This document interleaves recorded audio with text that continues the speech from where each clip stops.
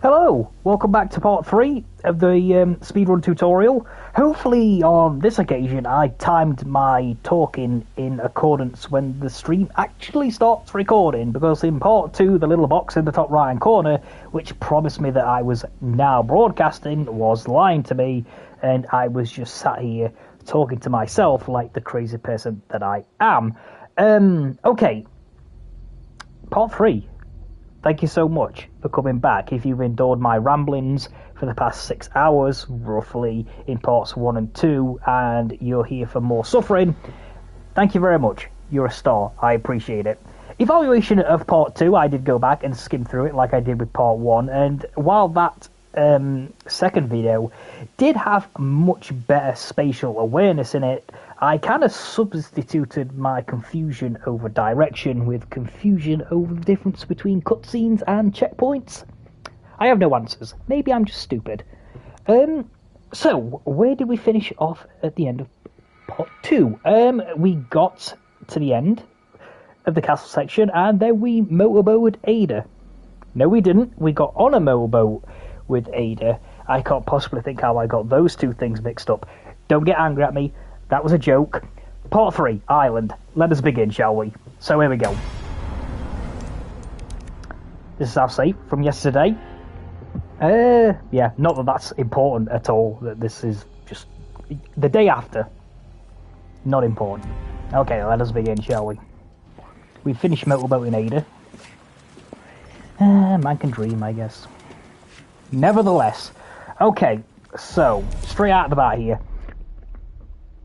When you're first establishing some save files when you're going through, I recommend saving the game at the end of chapter 12, then loading the file from the beginning of chapter 13 like I've just done. The reason for that is, if you want to practice this little turret skip with the grenade here, if you do it from the type right next to the merchant, you'll get different enemy patterns than you would when you come here on a run.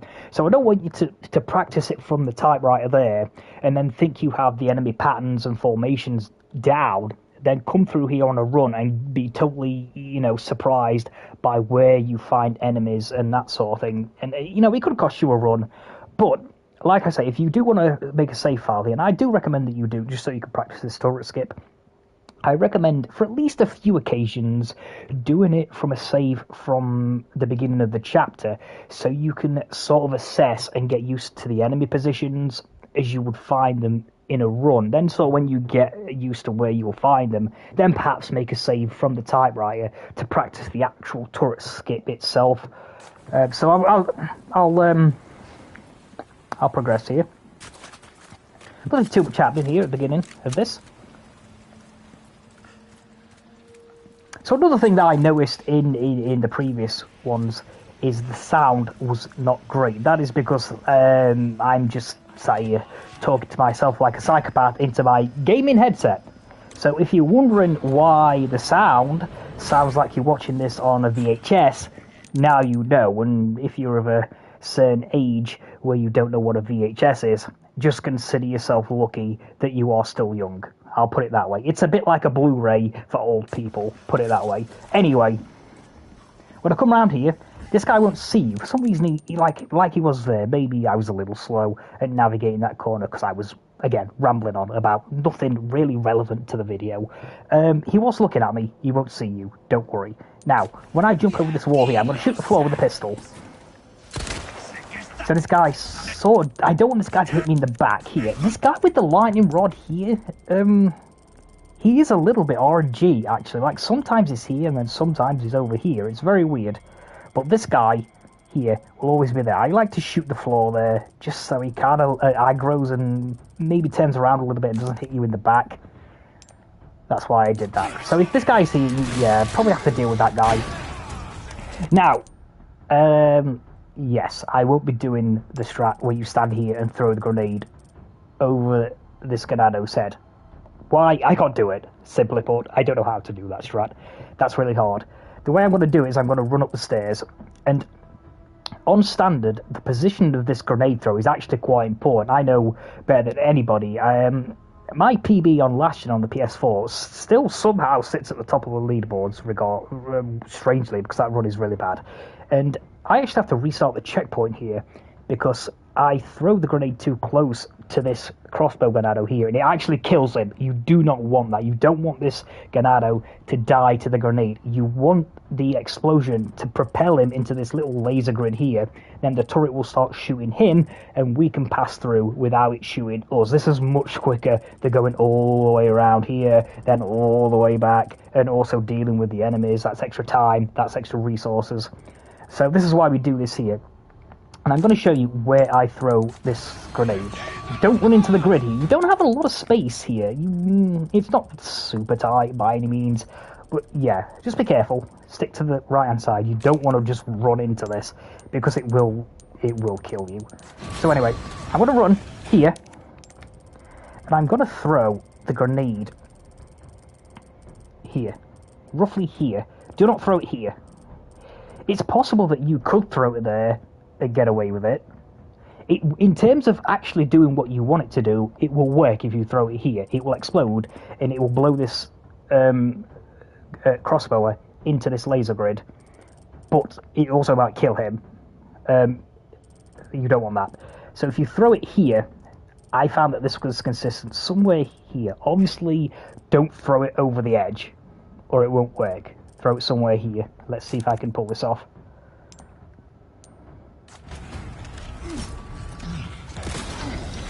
Yeah, nice. Perfect. You see, it was close enough that the crossbow is in the impact blast radius, and it does what it wants to do, but doesn't do enough damage for it to kill him. Let's do that in... yeah, let's go from the beginning and do that at full speed. This shouldn't take you that long to get down, but I do recommend practicing it, because like I said, you can lose a lot of time here if you don't get this grenade throw correct. And like I say, maybe just do it a couple of times from the save that you make at the end of the chapter, when you're comfortable with the patrol formations of the enemies and where you'll expect to find them on a run. Maybe go up. I can't even remember where the timer is. It's been so long since I've been here properly. It's up here somewhere, and go from there. It's not a massive trek from the end of the chapter to the turret here. So we go up here. We turn this round so it doesn't get us. We come down. Yeah, again, the guy's turned around. He won't see you. Just run straight towards him. I like to shoot the floor here. So this time we didn't get the Ganado with the lightning rod. He's here this time. So there is a small element of RNG here. You can YOLO him. Maybe worth a try. Depends how lucky you feel. You might get away with it, you might not. So anyway, he's not there, so I'm going to quit the grenade. Up the stairs here. Present for you. Nice. And through. So yeah, I think that's pretty much got my point across. I think you'll get a good idea of roughly where you need to throw that grenade. Just at the edge of that platform there. Not too far away, not too close. That should do it for you. Okay, so in this section, I've got to maintain a line along the right-hand side here. What this will do is, it means I don't have to deal with this Ganado with the lightning rod. Again, you can YOLO the other guy. What you get is gonna be random in how he reacts. But you shouldn't have to, if you go here, stick here, shotgun this guy, you won't have to deal with the guy in the boiler suit behind us here with the lightning rod. That guy won't get you. This guy is free. Okay, he's not. Interesting. That's weird. Normally that guy will just run past you. On this occasion, he's gonna hit me in the back. But again, perhaps that's because, I don't know, maybe I pass on that one. Like I say, 9 times out of 10, that guy will just simply run past you. Now, here, options. What I like to do here is I like to come roughly here. And I actually like to shoot the Ganado with the rocket launcher up here. The reason I like to do that it alters the timing slightly of these two shield Ganados here.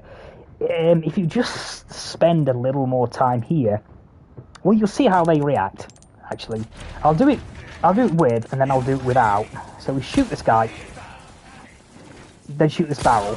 Can you see how they've come down to the left here? Well, one of them has anyway. If you just run there, you run the risk of them both still being here where you want to run.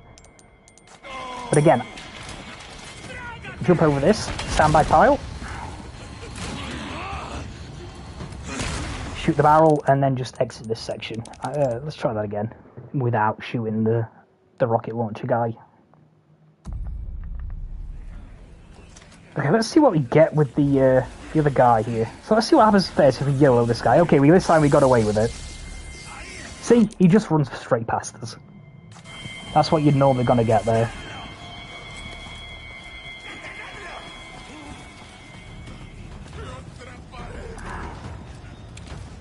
Again, with that guy and shotgunning that guy next to the Ganado in the boiler suit and the lightning rod, again, you may just find yourself in a position where you have to YOLO that guy because you don't have any shotgun ammo.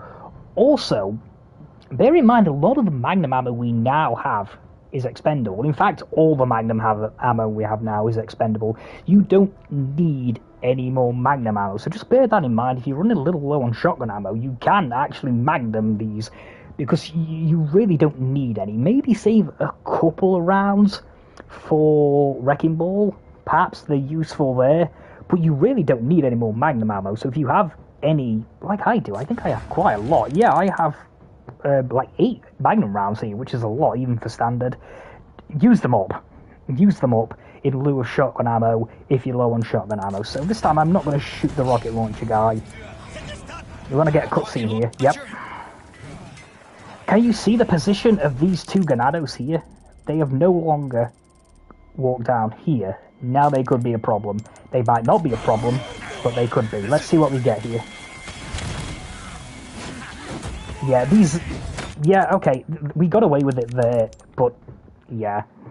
You know the drill with this game. On another occasion, when you're just running past enemies like that, it might not go well. So yeah, like I said, I have plenty of Magnum ammo here. Not a lot of shotgun. Magnum this dude. Why not? Can't take it with you. In fact, I've just got to reload the Magnum here, actually. Like, if you just reload it, you really don't need it.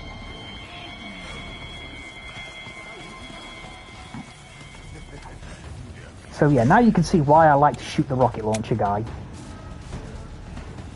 Just for the impact it has on those two shield guys. So I come here, I shoot the rocket launcher guy before the cutscene, shoot this barrel here. Now this time, as you can see, they both come down here. This is really good.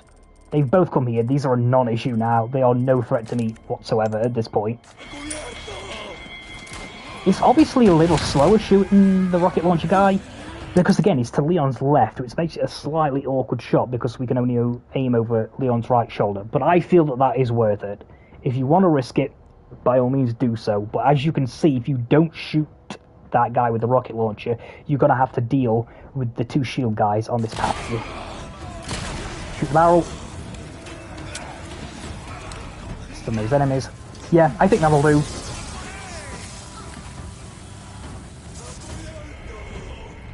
I'm not going to be picking up the crown here. You really don't need it. You really don't need the crown on standard.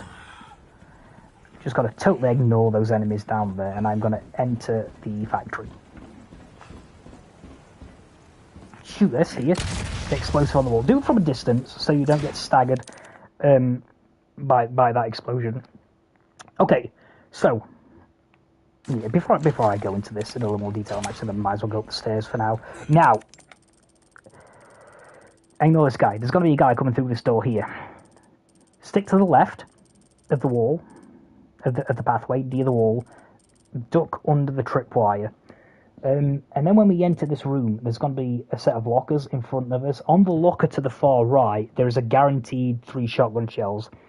Now, as I've said multiple times in the run, whether you loot this locker is going to be predicated on the situation you have and the resources you have in your inventory. Now, I'm going to be honest with you, it's highly unlikely you're ever going to be in a scenario where you have an abundance of shotgun ammo here. At this point in the game, I have like 3 shotgun shells. That's normal.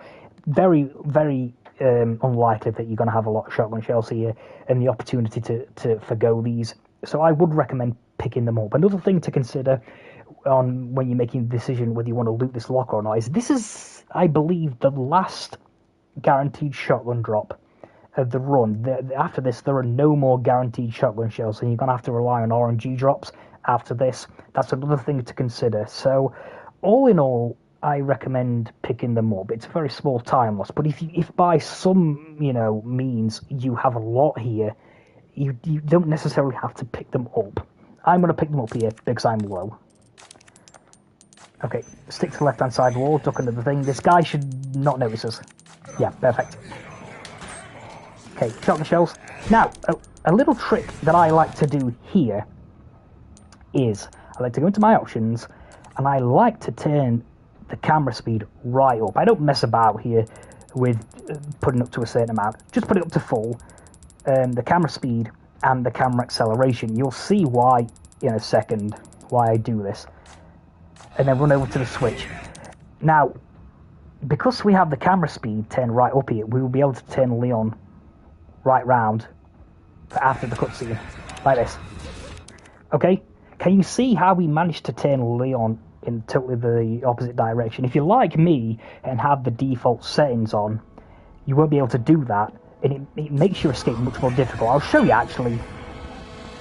Flick. We got grabbed. We was crouched and we got grabbed. Well done, game. Okay, I've forgotten to turn the options back down, so I'll show you how that works, how it looks if you don't alter the speed of the camera. There, we got really unlucky there. Like sometimes that ganado there won't bother you, and then we get grabbed in why crouched, because Resident Evil 4 Remake, everyone. I love you, game, but yeah, you're cheap as fuck sometimes. Grab the shotty shells. Now this is what happens. I'm gonna preemptively start turning my right analog stick to the left to reposition Leon for after this little cutscene again. Let's look how far I get. Not very. I only turn like less than 90 degrees. Then you have to turn here and turn here. On this occasion, it didn't make any difference. But as you saw on the previous one, it did make a difference. Which I shouldn't have gotten grabbed there. I was crouched. But it just makes your escape much easier. I'll show you again. Again, this is optional. You don't have to do this. Like you just saw, sometimes you'll get away with it. But that just extra second that it takes you to rotate the camera, that extra 60-ish degrees, might cost you a grab there. It didn't on that occasion, but it might. Keep to the left. Ignore this guy here. Lock the locker, equip the shotty. It's probably best to run past that ganado before you start tinkering with the camera settings, because when you turn it right up here, it becomes almost uncontrollable, especially if you're not used to it. Now, something else to bear in mind here, you might already have like the camera speeds turned up. I don't. I play with just the default settings. I'm not entirely sure how fast you would have to have this. So, like, what's the minimum you could have it turned up to get the camera, that 180? I just turn it right up. I don't mess about. I turn it right up. Turn the camera. Go back into the options. Turn it. For me, like I say, it's default. For you, you might have it set a certain amount. And then we're off. Sometimes you'll get away with that guy. Sometimes you won't. Any enemies in your way. Like I say, right gun them primarily, but obviously, bear in mind, the Magnum is an option. Gonna go through this door, turn left. Trigger the cutscene where we find Ashley in the cell.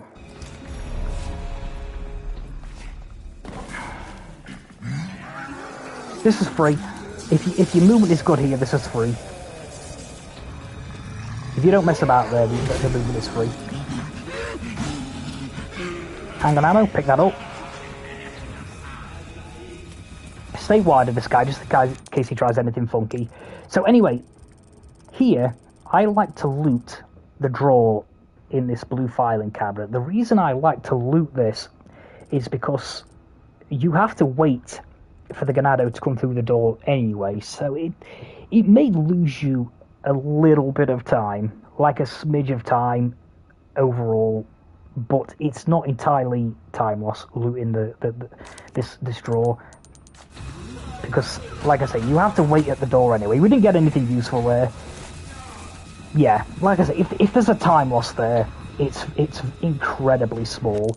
You can just go if you want, but yeah, it might be worth looting that blue filing cabinet. You might get something good out of it. I want to loot this bin. It has a grenade in it.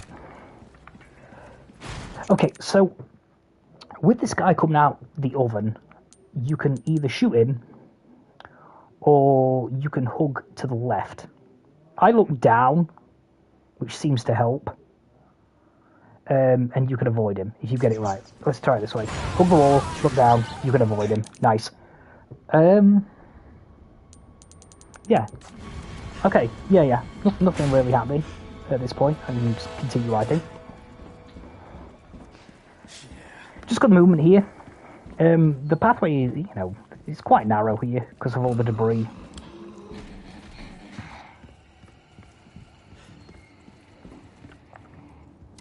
Oh, excuse me, my controller is informing me that it needs charging. Excuse me.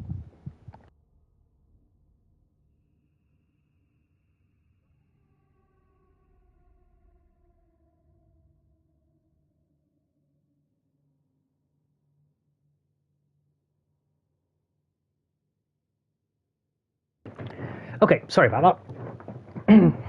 Okay.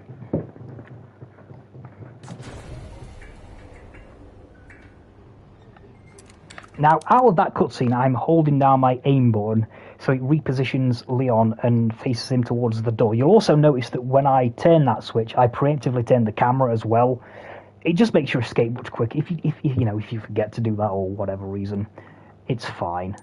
But it's just quicker just to reorient the camera as you pull in the switch, and then hold down your aim button to reposition Leon much faster. Okay, so this puzzle is 3, 2, 3, I believe. 1, 2, 3, 1, 2.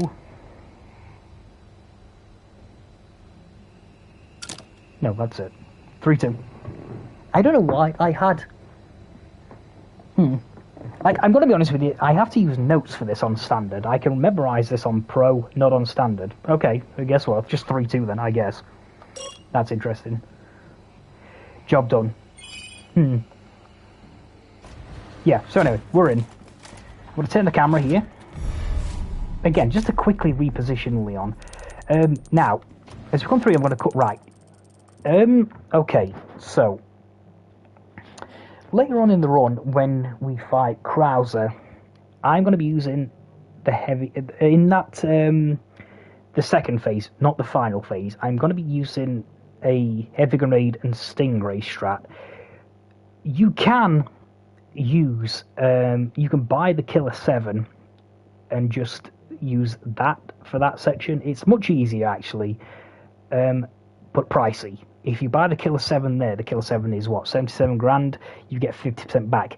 You're going to have to come up with an extra roughly 40 grand to compensate for buying the Killer 7 here. A good option to get some extra money is the gold ingot. There's a gold ingot in this room behind the regenerator. So if you plan on getting the Killer 7, that's an option. Yeah, I haven't gotten this in a while. It's okay, so if you want to get it, shoot him in the legs. I may get this wrong myself. Pick it up. I'm not going to pick it up here. And then run towards it and cut right. Like that, if you want to get it. That's probably the best way to get that. If you want to get it. Because that sells for 20 grand. And that was what, maybe 6 to 8 seconds time loss. It's not a deal at all. Oh, there's a checkpoint right here. That's really handy. Let's try that again. So come through here if you want it. Shoot in the legs. Fuck are you? Pick it up. Turn around. Run towards him. Like that. That's it. That's if you want to buy the Killer 7. If you're going to use the strat that I'm going to use with the heavy grenade and the stingray, you don't need that. You won't need that gold ingot. It's fine. Okay, so what I'm going to do, I'm going to come out here and I'm going to cut right as I come through the door, and you shouldn't have a problem here. Nice. So again, as I'm pressing the switch, same thing again. As Leon's pressing it, turn it towards here, towards the door, and I'm holding down my shoot button right now. I'm holding it down now, and I would recommend pausing the game here. just to see if the regenerator is turboed you. Now, on standard, this doorway should be free because it moves a lot slower than on the high difficulties. It might just be worth just pausing it just for a second, just to see if it's there. Anyway, it should be a bit further back on standard. Again, pause the game, just to see. It's fine. It's fine. You have 5 minutes pause time in the run. Use a pause there. I fully recommend using a pause there, because you don't really know where it's going to be. He might be a little bit further back, he might be a little bit closer. It's very useful just to pause the game, give yourself a second to evaluate the situation, and then respond.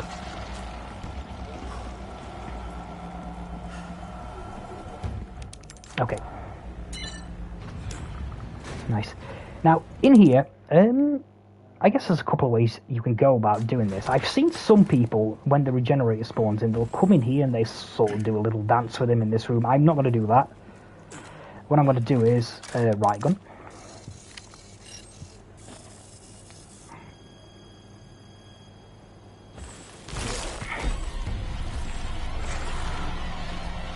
Okay, I'm going to turn around. I'm going to shoot him in the legs. And I'm going to exit the room and I'm going to stand in this corner here. Just go up to the corner here and wait for the regenerator to come out. We're going to use the same little technique as we did if you were getting the gold ingot. When he's on the floor, we're just going to run towards it, and then you have to practice the timing somewhat, because if you just wait for him to initiate his attack, you may get caught here. You do have to, you know, be a little bit preemptive with your movement here, I think, as opposed to just react to movement. So run towards him and juke to the right. We have time. This drawer here, this security vault, whatever, is free. And I've got it like, oh yeah, I messed this up now. I want to sit. I'm going to come here and I'm going to sit as far to the left as I can as I look at it here. Because what I'm going to do is I'm going to get hit here, because I was explaining. I'm going to riot gun the regenerator in the legs here, and he's going to fall to the floor. And what I can do then is I can run this way, pick up the card, and then run round. If I run sort of straight towards where the card is going to come out, I don't really have any room to go left and right to avoid this his sort of jumping attack from the ground. I think I'm going to get done here anyway. Yeah, and then round, and like that. I messed that up because I was explaining. Plus, I didn't wait outside long enough. That was the problem as well. Again, too busy talking, not enough focus. So let's do it properly this time. Because I didn't buy myself enough time outside the room, which was a mistake. Again, come here, shoot him in the legs. Yeah, so unlike I did first time, let him get a bit closer to you, just to buy yourself a bit more time. Like I say, I rushed forward first time. You can you can spend just a second or two extra outside there. Buys you a little bit more time here. This is free. Loot this. Then stand in this corner. Run to the right. See, like, he didn't go... Oh, actually he did. He just did it late. But it gave us room to move laterally and get away from that dive attack off the floor. Okay, sometimes you get lucky and the regenerator is here. Often it's to the right, exactly where we want to go, of course. Now, actually I want to go this way. Just for... Is there... I'm just going to show you something here before I go and tackle the regenerator. If you're low on shotgun ammo here, like I am, or possibly if it's really bad, you can have 0. Oh, the regenerator's not going to let me do this. You can sort of dodge these enemies. I'll show you. So you run towards them. Don't change the camera from the direction that you are running. Sort of hook around and like this, like that. Let's see if we can pull it off here. Yeah, I didn't have enough room. I didn't expect the regenerator to chase me. But yeah, you sort of do run forward. Don't change the rotation of the camera. Do a hook motion to evade the attack. Then cut back using... So I don't really have enough room. I messed it up again. I don't really have enough room here. Because normally it's further forward. Have I actually got the freezer key card here?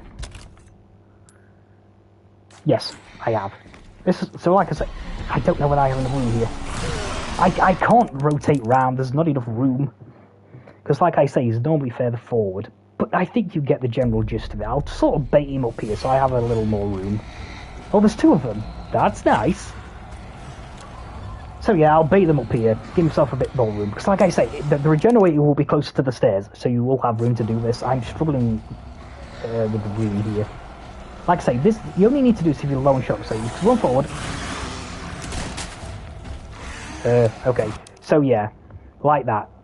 Did you notice how I didn't ever change the direction of the camera from the direction that I wanted to run? I run around in a hook motion, run far enough away from the regenerator so that doesn't hit you, and then flick Leon back forwards, either using the knife or the weapon. Either way will work there. Like I say, if you have shotgun ammo, just shotgun them. It's obviously quicker. Okay, so upcoming here, we have another cheesy little strat with the auto checkpoints. Unlike on Professional, you won't have to use a flash here. So equip the broken butterfly. Sorry, I did say earlier that all of your magnum ammo was expendable. I would save one. I would save one for this guy here. Gotta totally ignore these enemies here. Totally ignore them. This is fine. Run through the door here. I'm just gonna magnum this dude. Dead. Like that. Then, as we jump over this, through this window here, we should hit a checkpoint. Just be careful here, because you will trigger the checkpoint mid-jump, not after you've gone over the window ledge. So, where are you? Yeah, here, look. So it's mid-jump. Reload this checkpoint. Then that'll de-aggro the enemies outside. You still have the kill on this guy. He's still dead. But the enemies outside are not aggroed anymore. Now, with this flash here, you can get this now for minimal time loss, or you can put the, excuse me, 1 second.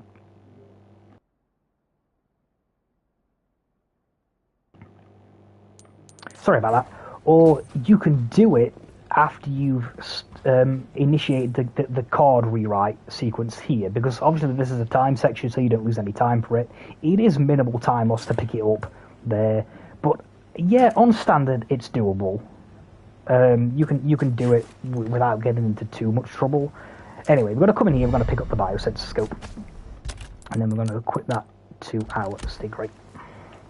Now, which capsule the regenerator with the wrench in is RNG? You'll just have to look. Not a deal you can do about this. Oh, excuse me, yeah, we need this grenade. Pick that grenade up. It's in the last one I looked in. That's nice. Okay. This is just an accuracy challenge. Is there anything really I can add here? You can pause buffer here.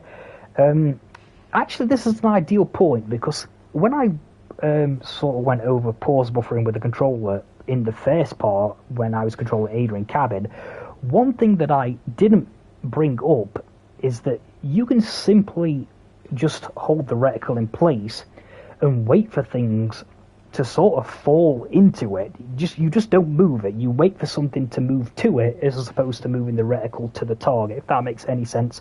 And that's something that you can do here if necessary. So yeah, like I said, just an accuracy challenge really. So pause buffer. See there how I waited for it to come up? I'm going to do the same here. I'm going to move it. I'm just going to wait for him to stand up. You can. I'll show you here. Yeah, I missed it, unfortunately. But yeah, that's something that you can do.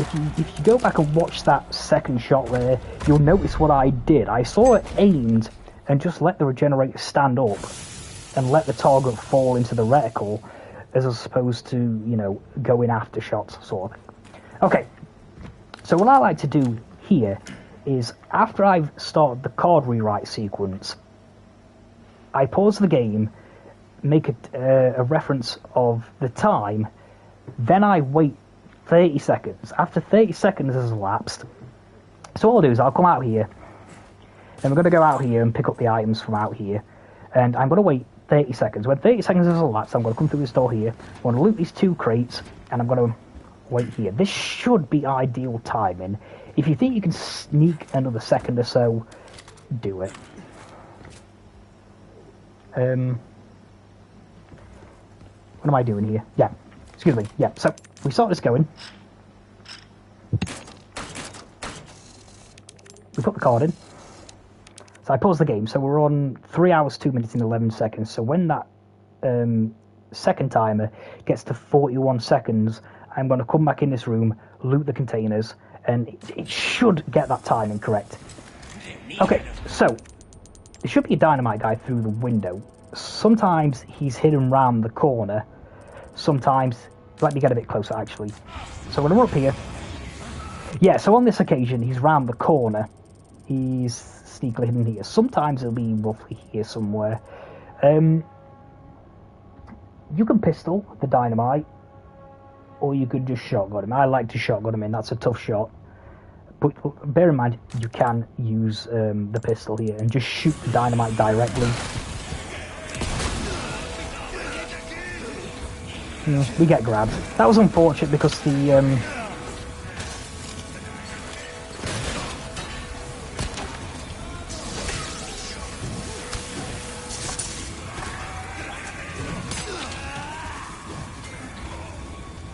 I like to pick up this red herb.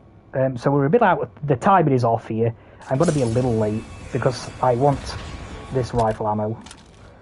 But yeah, I recommend, yeah, like I say, if we win, we got, you know, a little bit unlucky there. But yeah, like I say, if I hadn't have gotten grabbed there, the timing would have been ideal. Can I do that bit again? But yeah, anyway, if you get the opportunity to pick that red herb up, I will pick it up for the exact same reason that I explained back in Chapter 10 when we went through the ballroom. When we get to Krauser later on... Oh, the checkpoint is here, of course it is. When we get to Krauser later on, the game can sometimes just dish out red herbs instead of what you want, which at that point will be heavy grenades. So if you do get the opportunity to pick that red herb up, you don't always... I would pick it up. So I wonder if it's in the same one here. Yeah, it is. So again, I'll try it again here. Just let him stand up. See what I did there? Just, I let him walk into it. Or, well, whatever. Get up off the ground into it. Okay, same little ditty here. Put the card in.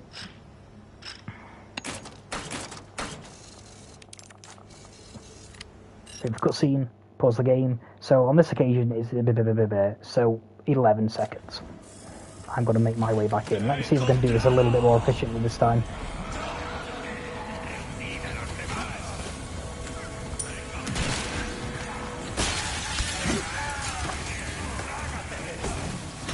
Okay, this is really nice actually. Good RNG. Pick up the herb. Pick up the rifle ammo. So where are we? 6 seconds. I should have used the magnum there. 11 seconds. So let's have 30 seconds. Loot the containers. Ooh, shotgun ammo. Yeah, this can happen. This is the thing, you see. If you remember back at the beginning of Chapter 7, look now how the inventory is starting to fill up. I know we have the infrared scope, which is well, biosensor scope, excuse me, which is taking up 4 spaces. But yeah, the Stingray is a very heavy load on space. Which this can happen if you buy the Stingray at the beginning of the castle. You can find yourself popping in and out of the inventory when you don't want to be. Yeah, there you go. You see, that was pretty good. That was pretty good. We'll roll with that. Ooh, this is... we're gonna get here. Yep, perfect. And we got some shot, very much needed shotgun. So, like I say, I should have used the Magnum there. I should have used the Magnum. On the parts where I used the shotgun, I should have used the Magnum. Like I explained earlier, I have expendable Magnum ammo. I'm just going to send this to the grave, basically. I'm going to waste most of this Magnum ammo, but I desperately need shotgun ammo. So that was a mistake on my part. It happens. But yeah. Okay, that's chapter 13. Nice. Very nice. Let's move on, shall we? Now, at the beginning of this chapter, you want to boost Ashley over the wall before you start looting the items. If I start looting these now, so say I loot these now, I pick everything up, then I go and boost Ashley over the wall. You got it? Duh. we kind of now just sat around waiting for Ashley to open the door. This is all just, you know, burnt time, just nothing happening here. We can't speed this up. We just have to wait for Ashley to open the door there. So what we can do is, we can now come round here. Oops. I didn't mean to do that. I meant to have the pistol equipped. Like I say, it doesn't matter. We have a lot of... If your movement is good, you'll be able to do this locker as well. And then go through the door. So as you can see, if we boost Ashley over the wall, then loot that room and get that treasure, we don't lose any time. It's much easier. I've just got to turn my fan on. It's warm here again. In sunny England. It's actually sunny outside. It was raining yesterday. I forgot to tell you, because I know after the first installment, you were just dying to know what the weather was doing here. It was grey and dull, and it was sort of rainy, if you can believe that. Today it's sunny and warm, so I'm going to turn my fan on because it wasn't a big issue in the part 1, so I'm going to do that. Anyway, back to the run. Okay, so here, options. We want to do a load here to reset the enemy positions outside. You have two options. You can do a manual save at the typewriter, then load it, or you can load the auto checkpoint at the door. Honestly, I don't really think it makes all that much difference in terms of time. If there is any time disparity here, it's incredibly negligible. Like, obviously, if you're doing this on professional, you'll have to make a manual save because there are no auto checkpoints. But on standard, like I say, there's an auto checkpoint as you go through the door. And again, like it was with the last one that we reloaded, it's sort of part way through the opening of the door. You'll see where it is in a minute. So I'll do it this way. Like I say, I'm not timed this, gotta be honest with you, because I don't think it's worth it. I really don't think it's worth it, because like I say, whatever time difference there is here is really negligible. It should be there. Okay, now, when we reload this checkpoint, we will have to start... This door will be closed, and we won't be pushing it open, as you'll see.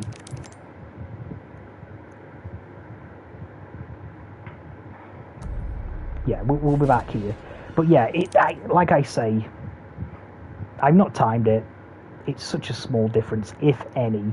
But you can do it that way, or you can go and do a manual save at the typewriter, then load it. That will reset the position of the enemies out here.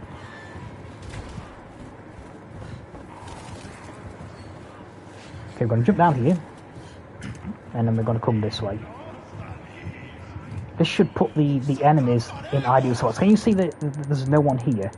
Now, with this enemy, I want to run up to him, and in this game, they don't come out of that sort of oblivious state that they're in before they've seen you. For a bit of a longer duration than you might think, you can just run up to enemies that's unaware of your presence, and then still get the prompt for the stealth kill. It takes them a second or so to become aware of your presence and getting from that unaware state into an aggroed one. And we want to take advantage of this. It's admittedly a small window, and we want to come up and want to stealth kill this guy. I use the term stealth kill loosely. I don't know how stealthy just running up to somebody's face and stabbing them in the throat constitutes stealth. But you'll see what I mean. If you don't get this, which can happen, like I say, it's a very small timing window where the prompt appears. Let him swing at you, parry it, then kick him. Should do the job. Let's see if I can get it here. Yeah, I got it. That's absolutely fine. I'll see if I can... Actually, no, I'll let this play out a little longer, actually, and then we'll go back. I don't want to trigger the checkpoint. Actually, shouldn't be too far behind you. Yeah, this is perfect. This is absolutely perfect. I'll try and show you what happens if you don't get the timing of that correct. I am going to reload the Stingray here as well. Yes.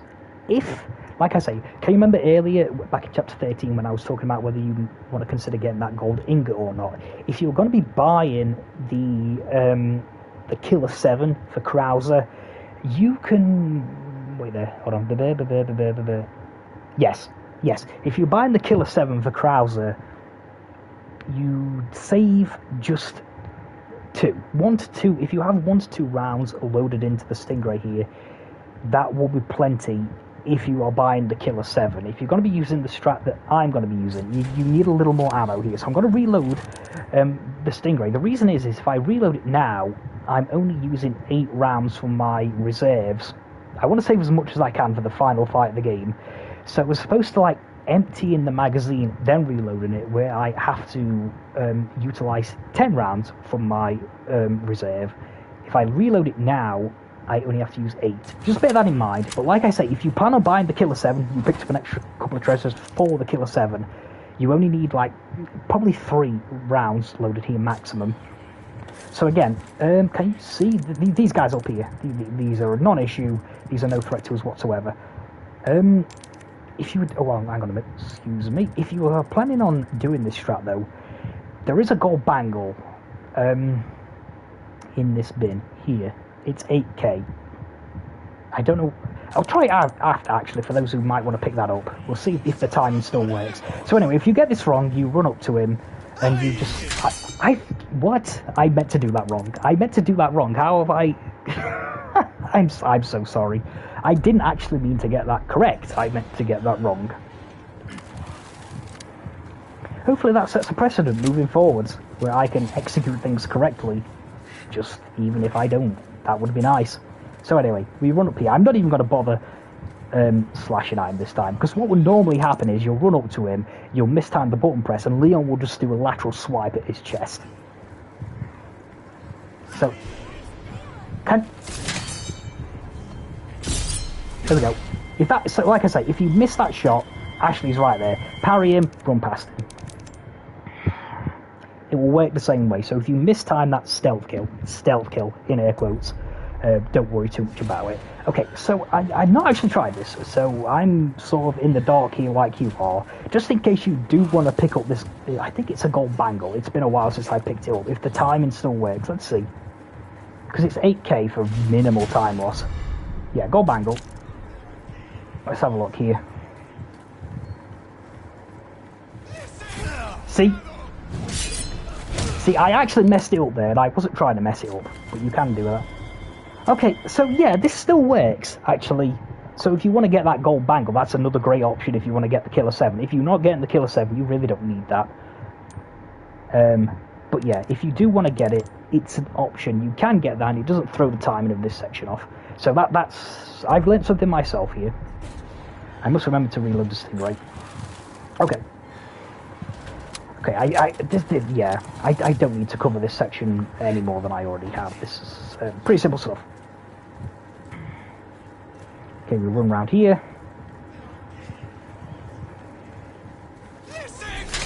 Stealth kill the guy who missed the stealth kill. Just make sure Ashley's behind you. Hey.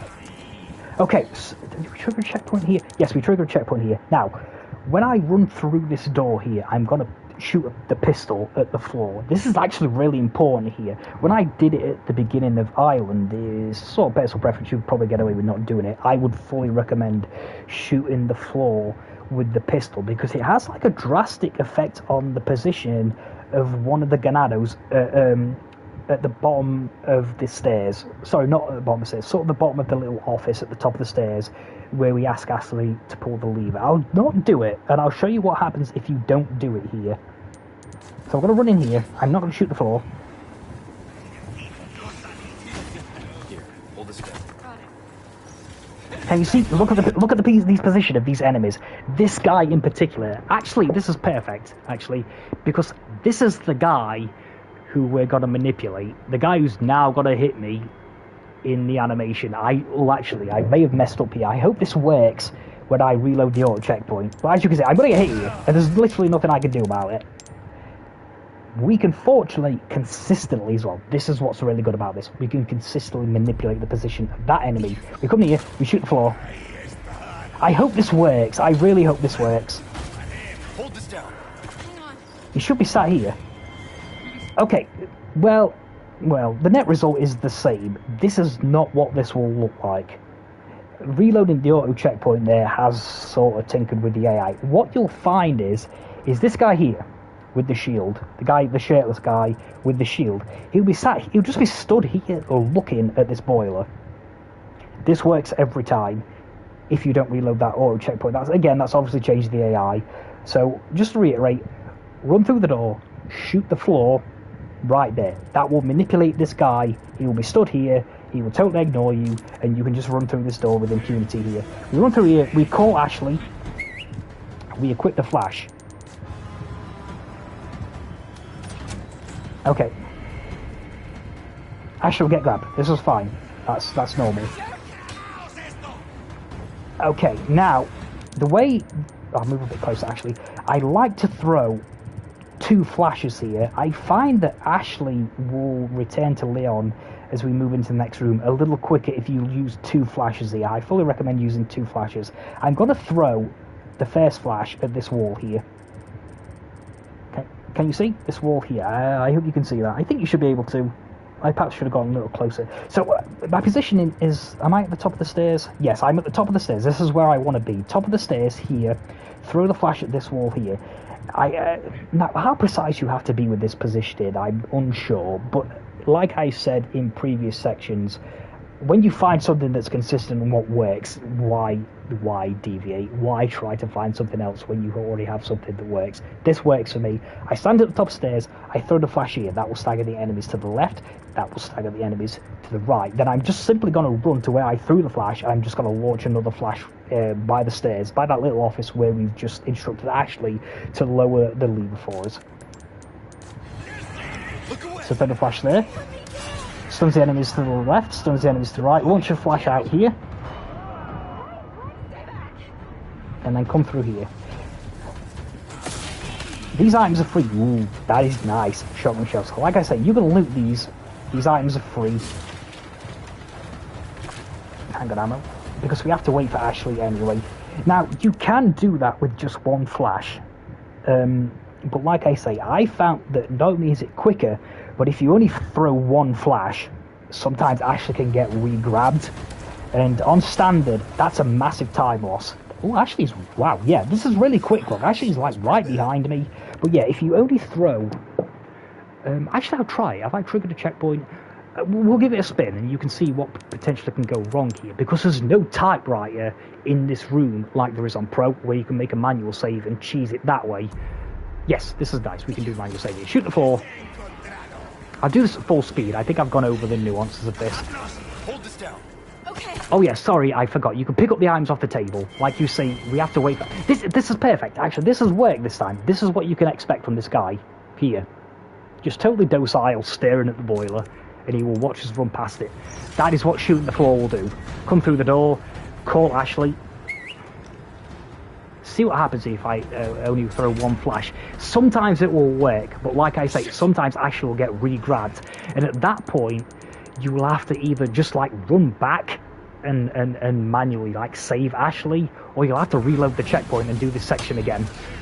Let's see what happens here if I just throw the 1 flash. Throw in the same position, stun the enemies to the left, stun the enemies to the right. I come in here. Let's see what happens here. Oh, I lost the shotgun shells as well, unfortunately, because I got shotgun shells in that. Never mind, it's fine. What are we going to get here? Okay, so Ashley's not gone re-grabbed here. Well, she's not as close to me. It's not massive time difference. Smells pretty bad. But, yeah. Okay, so we got lucky there. But, yeah, I'll try once more, actually.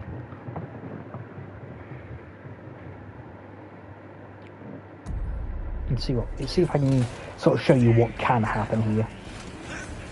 Like I say, tell Ashley to pull the lever, loot the table. Guy's here again, look. Just run past him, he's free every time. That gunshot to the floor will manipulate that enemy to do exactly what we want. Ashley gets grabbed, this is fine. Okay. Maybe I didn't tell Ashley to you know, follow me quick enough there. That's perhaps my fault. Throw the flash at the wall, it was stun the enemies to the left, it was stun the enemies to the right. This is nice, we run into the room. Okay, we got shotgun shells, so yeah, unless Ashley gets... Like, it doesn't look like it's going to do it for me. Oh, and a velvet blue. This loot is very generous.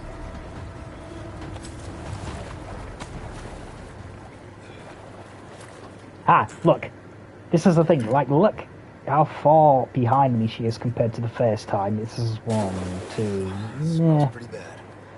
Okay, so, yeah, the game has made me look silly again. She can get grabbed there again, and if she does, like I say, you'll have to go and manually fetch her and, you know, go past a load of enemies, or you... Oops!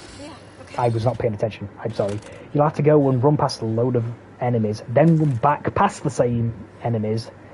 Yeah, that's really bad. Or reload the auto checkpoints, so... Yeah, like you've just seen, you can get away with throwing one flash there. I would go with two. It's not worth losing ones, because we really... like, flash grenades are not really an issue.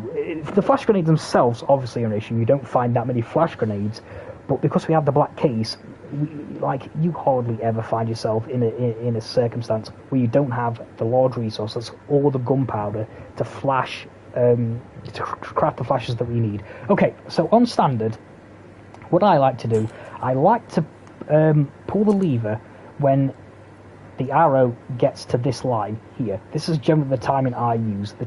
This line here. It's the second one in. That's how I like to do it. That's when I press the button. Nice. Okay, so we run in here, get this rifle ammo. Same thing again. I'm going to use the same timing as before. You can get hit there by the regenerator. It does happen. You didn't that time. If you do, you know, it is what it is. Just heal up if you need to and move on. Come round here. Again, I'm gonna instruct Ashley to turn this wheel before I loot these barrels, because then these become free. We don't lose any time for looting them. Because again, we have to wait for Ashley to turn the wheel anyway.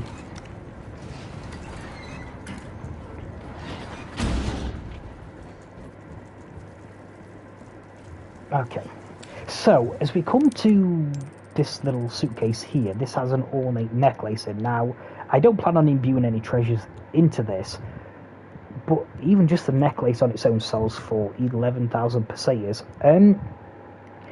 It's possible, depending on the random loot drops that you get, that you may have to craft a heavy grenade. Now, obviously, you don't get the capability to craft heavy grenades by default. You have to buy the recipe, which is 12,000. Now, how many heavy grenades? I think I have one.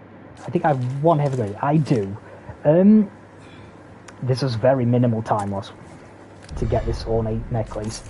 If you have, how many heavy grenades do we need here? So it depends on if you're going to use a heavy grenade for Krauser or not. So I need 1, 2, 3. Minimum of 3. I have 1. So if I don't buy the heavy grenade recipe, I'm going to have to craft. And I don't get. Excuse me. Let me start that again. That was the worst sentence ever. If I don't get any further random heavy grenade drops, I'm going to have to craft some. I will need the heavy grenade recipe. Money can be quite tight. That's possibly worth picking up. Now, another thing to factor into your decision is the loot drops around Krauser can be quite generous, so it's possible that you might get the heavy grenades you need there. Might be worth just picking this up, to be honest, and buying the heavy grenade recipe. If you want an example of what can happen if the game doesn't drop you the grenades you need, in my standard PB, in the shameful plug, that's admittedly, yeah, go watch my speedrun. I have to loot boxes that I really don't want to loot because the game doesn't drop me heavy grenades, and I forget to buy the heavy recipe. I forget to buy the heavy recipe at the next merchant, and you sort of like then looting stuff that you don't want to loot, begging the game to drop you a heavy grenade. I'm not going to linger on whether to collect this ornate necklace any longer because it's a negligible time loss. You might as well just pick it up anyway. But you don't need it. Okay. So what's going on here? Not a lot. Your movement has to be good here. Even on standard, you don't have a lot of room for maneuver here, a lot of room for error here. You have a little bit more than on high difficulties, but the movement, just make sure your movement is precise here. Don't leave anything to chance. We want to turn the camera while Leon's pulling the lever. Yeah, I was dawdling there a bit. We should be fine on standard. Make sure your movement is good. Hug the walls, take tight corners, good lines. We want to be where Ashley is, to the bridge near where Ashley is, as quick as we can. Ashley, damn it!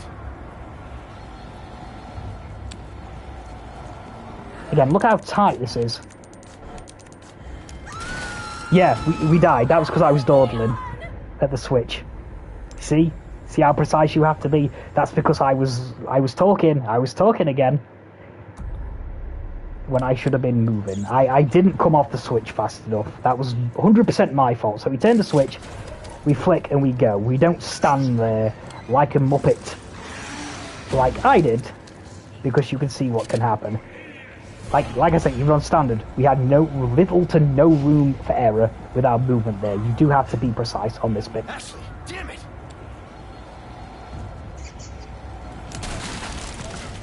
Okay, now one of those Ganados died. It doesn't matter if they don't die. Don't worry about it. We've got to come here and we're going to put this code in. It's 3332.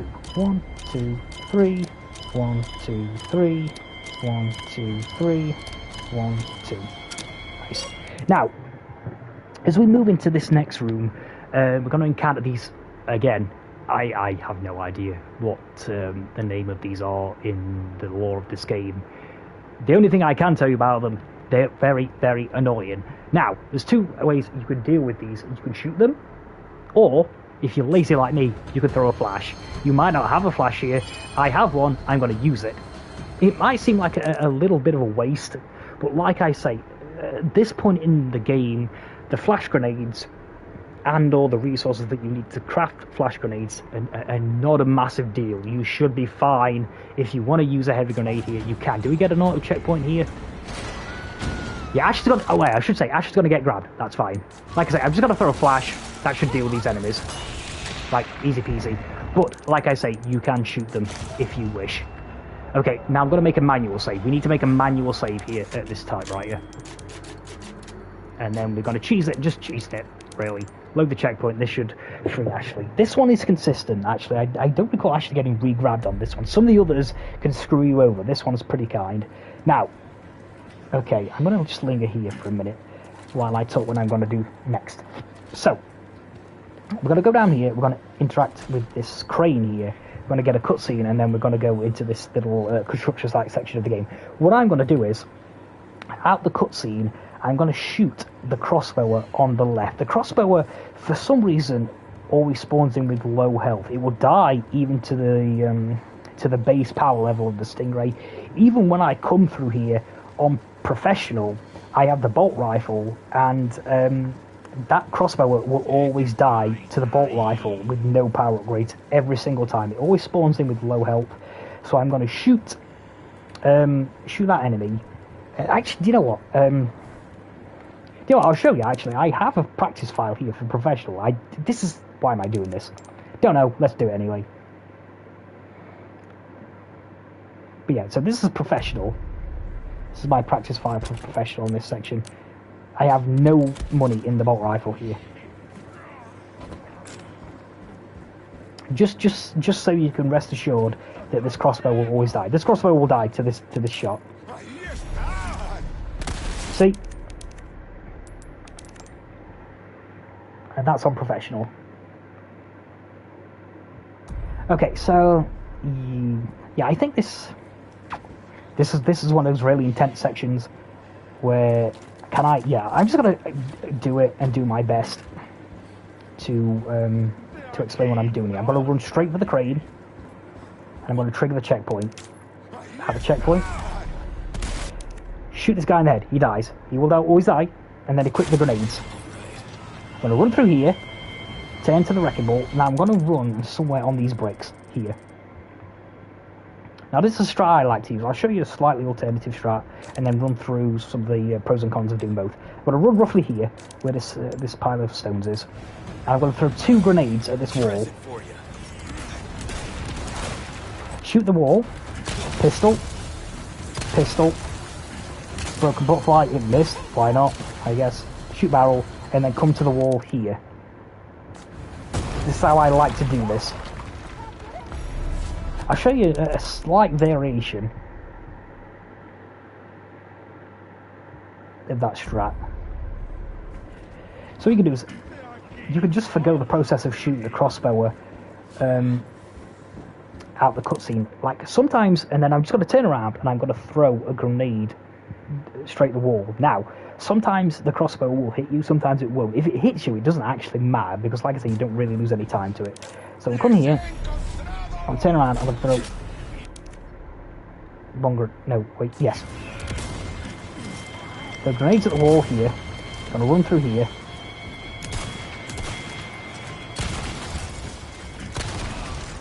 Same process. Now, that's a similar sort of thing. Now, the advantage to doing this strat over the other one is sometimes you'll get this guy when you shoot this barrel. I didn't this time. Maybe like even if you like do that really fast, I think that's RNG, the position of this guy. But when you shoot the barrel here, you'll get the crossbow, and sometimes you can get this guy as well. I'll do the other one. That's an alternative strat that you can do there. Like I say, it doesn't matter if you get hit in the back. As you can see, I got hit by the crossbow. Didn't matter. That's another sort of subtle variation that you can do here. This is the strat I like to use though, and I'll show you. You'll see why I like this. Come here. This time I have the stingray equipped. We're going to shoot the crossbow. He will die. I have all faith that he will die. Click the grenade. Now, why I like this strat is just make sure you navigate around the wrecking ball there. Give it a little bit of a wide berth, because it will, if you run into it, it will hit Leon and stagger him. Now, notice the effect that this grenade has on the two Ganados chasing me to the left. Can you see? It holds them by that barrel. So when I shoot the barrel, well, this guy's not going to die this time. I was a little slow because I was explaining it. It's been throughout the tutorial. But yeah, if you do the other strat, because you've got nothing to sort of stagger them and hold them back, they can just turbo you and hit you while you're riot gunning the wall. Which is why I like this strat, because the grenades will always stagger them in place. Like I say, on this occasion, I'm not going to get the kill of both of them. But more often than not, that grenade, when you throw a grenade at the wall, it will hold those in position, so they die when you shoot the barrel.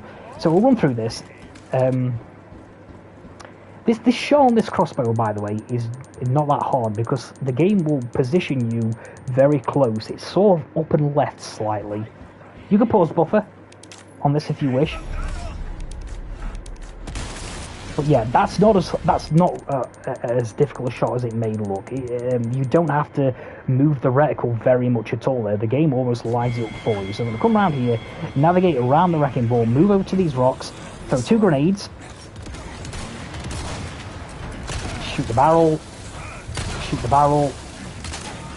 again, the broken butterfly just shoots wherever it wants, never mind,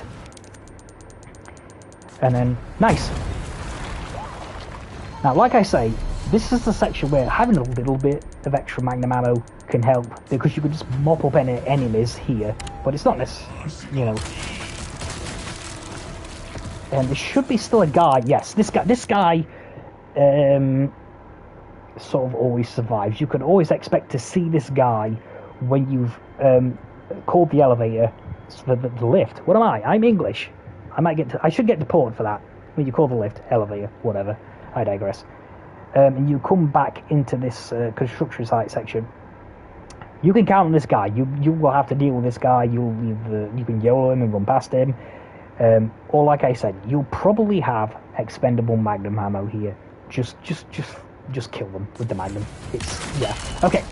Now what I'm going to do now is I'm going to send the pistol and the shotgun and the broken butterfly to storage. I'm trying to manipulate the game like we did back in chapter 10 when we did Verdugo. I'm trying to manipulate the game to drop me heavy grenades. That's what I want here, heavy grenades. Now another thing that you can do, you'll notice there that those boxes have been broken. Those boxes will break when I shoot the barrel. That's the one downside to shooting that barrel, is it will break those boxes, and you sort of can't, you know, we don't get the effect of that manipulation of sending our other guns to storage. You will get loot drops based on having a full inventory there. So, I mean, you can shoot those two enemies with the broken butterfly, then loot them after you set your guns to storage, or you can do what I do, just shoot the barrel, and you know, you get what you get. You don't necessarily get heavy grenades anyway. Plus, you know, I got shotgun ammo there, which I will need. I'm going to come around here. This should be free now. Like I say, this loot in this construction site area, this is totally free. We're not losing any time here because we're waiting for the lift to come down. We loot this, we loot this. Like I say, stingy, no heavy grenade drops. Stingy, stingy, stingy. And then, yeah, so next to no time loss. I've virtually lost no time now. I'll run through it one more time at full speed.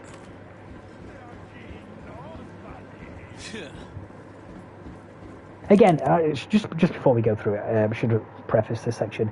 This is how I like to do it. Again, you may have your own little ditty here and routine here. If you've got something that works, stick with it. This is how I like to do it. Shoot the crossbower, click the grenade, one round.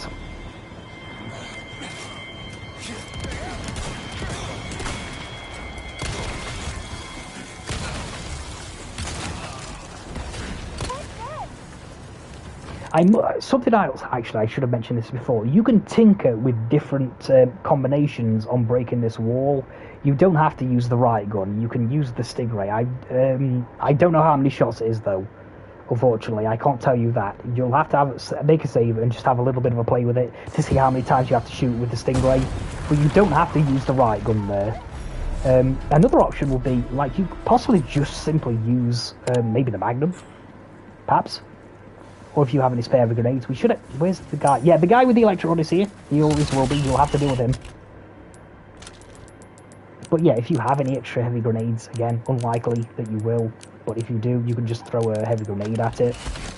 And just tinker with different combinations. You don't have to use the two grenade two right gun to break that wall. Oh, okay. See, we got two heavy grenades. Massive disparity in loot. That was really good. I don't need any more. Oh my god, another heavy grenade. See, like, we got 0 heavy grenades there before. That time we got 4. You can, like I say, those manipulation techniques of having the black cases sending out weapons to storage, they don't always work, but sometimes they do, like they did there. We work well together, don't we? I guess so. Right? Okay, so unfortunately we are going to lose Ashley here. From a speedrun perspective, that's really good. But I like Ashley. She's really cool in this game. So it's I don't like to see her in peril. But yeah, go away, Ashley, because again, we have a speedrun to get through. Okay, nothing happening here. Just navigating our way to the next cutscene. Go through here. We will trigger this checkpoint. I've done it again. Checkpoint. We trigger this cutscene. We will trigger the cutscene when we interact with Amber here. Nice. Sadler, okay. bastard.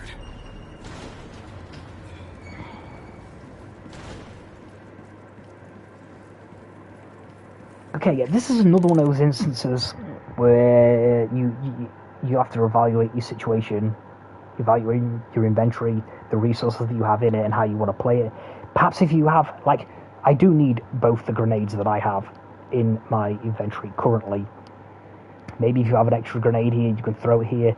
More often than not, though, actually, you can just simply run past these guys by this fire, which I'm going to do now. Maybe look at the floor. Yeah, again, like I say, very seldom do you actually get hit there, must be honest. But if you do have an extra grenade or something like that, and you want to play it safe, and there's a sneaky first aid spray on here, easy to miss, and then gunpowder just there. Are these enemies following me? The one thing I'll say here is when you come here and pick up this gunpowder, just be careful not to interact with this, because this is quite slow. You've done well to make it this far. Try not to interact with that. Do try and pick up the gunpowder.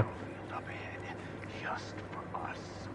Okay, so I'll save it here like I have done with all the merchants. And, okay. Now, something that I should have mentioned the first time we talked to the merchant back in chapter 4, and something I didn't consider because it's not applicable to me, is you'll notice I've got something new in my for you. sell menu, I don't have any of the bonus weapons. So I put most of my hours into this game back when I had my PlayStation 4. Then when that sort of conked out and died, I got my PlayStation 5, and by that point I'd already had my fun with the game, playing it casually. It was just and all the hours that I put into the PS5 version of the game have all been sort of related to speedrunning, you know, tinkering with strats and trying to come up with different strategies, practicing strats, and actually doing runs themselves, and you know, obviously losing more runs than not. So I don't have the bonus weapons here, which is handy because I don't have to navigate them in this merchant menu. Now, it's highly possible that you're playing the same save file as you played casually, so you will have the bonus weapons in the merchant menu here, and that's probably something I should have accounted for when I first went through the merchant menus. It might change and slightly alter the way you have to navigate these menus, so that is something just to consider. Now, obviously, it does make it quicker not having them, but I certainly wouldn't go as far as to say, you know, delete your save file so you don't have them in the menu here, because like you have to have yourself a fun file, right? You know, the one where you have, you know, all the overpowered weapons. Even I have one. It's buried somewhere here in all my practice files for professional. Where is it? It's here. Look, I've had 5 playthroughs. Everyone has to have a little, you know, piss about file. If for anything else, just loading up a New Game Plus file on professional and going through Dynamite Valley with the fully upgraded riot gun and just ramboing your way through there and just killing everything, like, this is for all the times that I spent an hour trying to get past the village seed section only for you to dynamite me and you know, end my run. A bit of revenge. It's very therapeutic, and I thoroughly recommend that if you've never done it. Just kill them all and get your revenge. But anyway, yeah, that's something to consider. You may have bonus weapons, so the Chicago Typewriter, the hand cannon, and the primal knife in this menu here when you do this merchant. Now, I was very fortunate, back at the construction site. We got a ton of heavy grenade drops. I do not need any more heavy grenades, so picking up this ornate necklace in the end was redundant. I didn't need it, but I didn't know that at the time. So here, I'm just going to sell really everything except the guns, pretty much. Now, another thing that I'll say here, don't sell those bonus weapons. If you have them in your inventory, don't sell the bonus weapons. That will invalidate your run. Also, that reminds me of something I wanted to go through in terms of like using the typewriter. Now, you can't mix things here. So, yeah, I don't really have anything to mix. Say I had a red herb here, I couldn't come into the typewriter here and start mixing herbs. So if I had a red herb here, I can't drag this up and mix it with the green herb because the in-game timer has stopped. This will invalidate your run. Now, if you, say for instance, you want to take the riot gun out of storage and it won't fit into your inventory like it does here, you can auto-sort the inventory. If it still doesn't fit, you can move items here. So while I'm at the typewriter and I want to get the riot gun out, I can do this. This is allowed in the rules for the speedrun. Will it fit? It's possible it just simply won't fit. It should fit in here. So yeah, this will be fine. If it won't auto sort, you can manually come to the typewriter and move items around in your inventory so it will fit. Now, you can't auto sort the inventory while you're at the typewriter if you are not taking anything out. That's important. So you can't just come up here, look at the storage, auto sort it, then come out. That will invalidate your run. So don't do that. Another thing is you can't interact with your inventory at the end of chapter screen. You can look at the inventory, do not touch. That will invalidate the run. Should have pointed that out earlier. That's important. Anyway, back to this merchant. So like I say, I'm just going to sell everything. Sell. Like I say, if you want to buy the Killer 7, the Carouser here, sell the Stingray. You don't need it if you're buying the Killer 7. I do. I want it. Sell the broken butterfly, sell the combat knife, sell the handgun ammo, sell the green, red, yellow, sell the first aid spray, sell the scopes. Okay? And then I'm going to sell all that, then I'm going to buy a rocket launcher. If, like I say, if you want the Killer 7, it's there. Just scroll across. It's easy to go laterally, so that's something else I didn't point out. It's sometimes easier to go across to these subcategories in the buy menu. As you can see, we have standard power, we have high power, miscellaneous, cases, recipes. It's easier to scroll laterally on across these subcategories, then select what you want, than it is simply to scroll down. So if you want the Killer 7 there, it's easy to go 1, 2, 3, 4. As opposed to 1, 2, 3, 4, 5, 6. As you can see. I'm not going to be buying the Killer 7 here. I want a rocket launcher. Let us know when you've made some. Nice. Not my place to say, Now, really, but sometimes if you don't have heavy grenades here, continue going right and buy the heavy grenade recipe.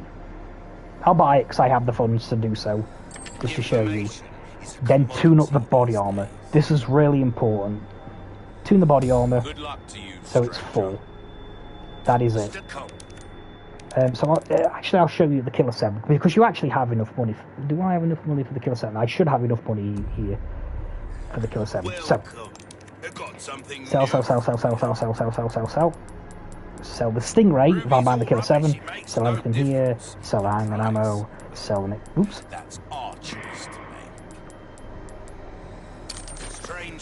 Buy the Killer 7. Buy the rocket launcher. Buy the heavy grenade recipe. So that's one option. Because you sold the Stingray as well, it'll even put it in the slot. You don't even have to assign it to the weapon wheel. Like I say, I'm not going to be using the Killer 7. So, but if you are, that's how your merchant will look. Welcome. I've got something new for you.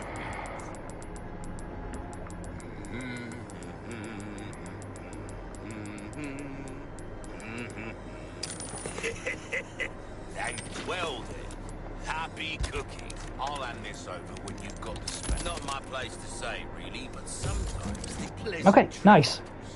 I sold...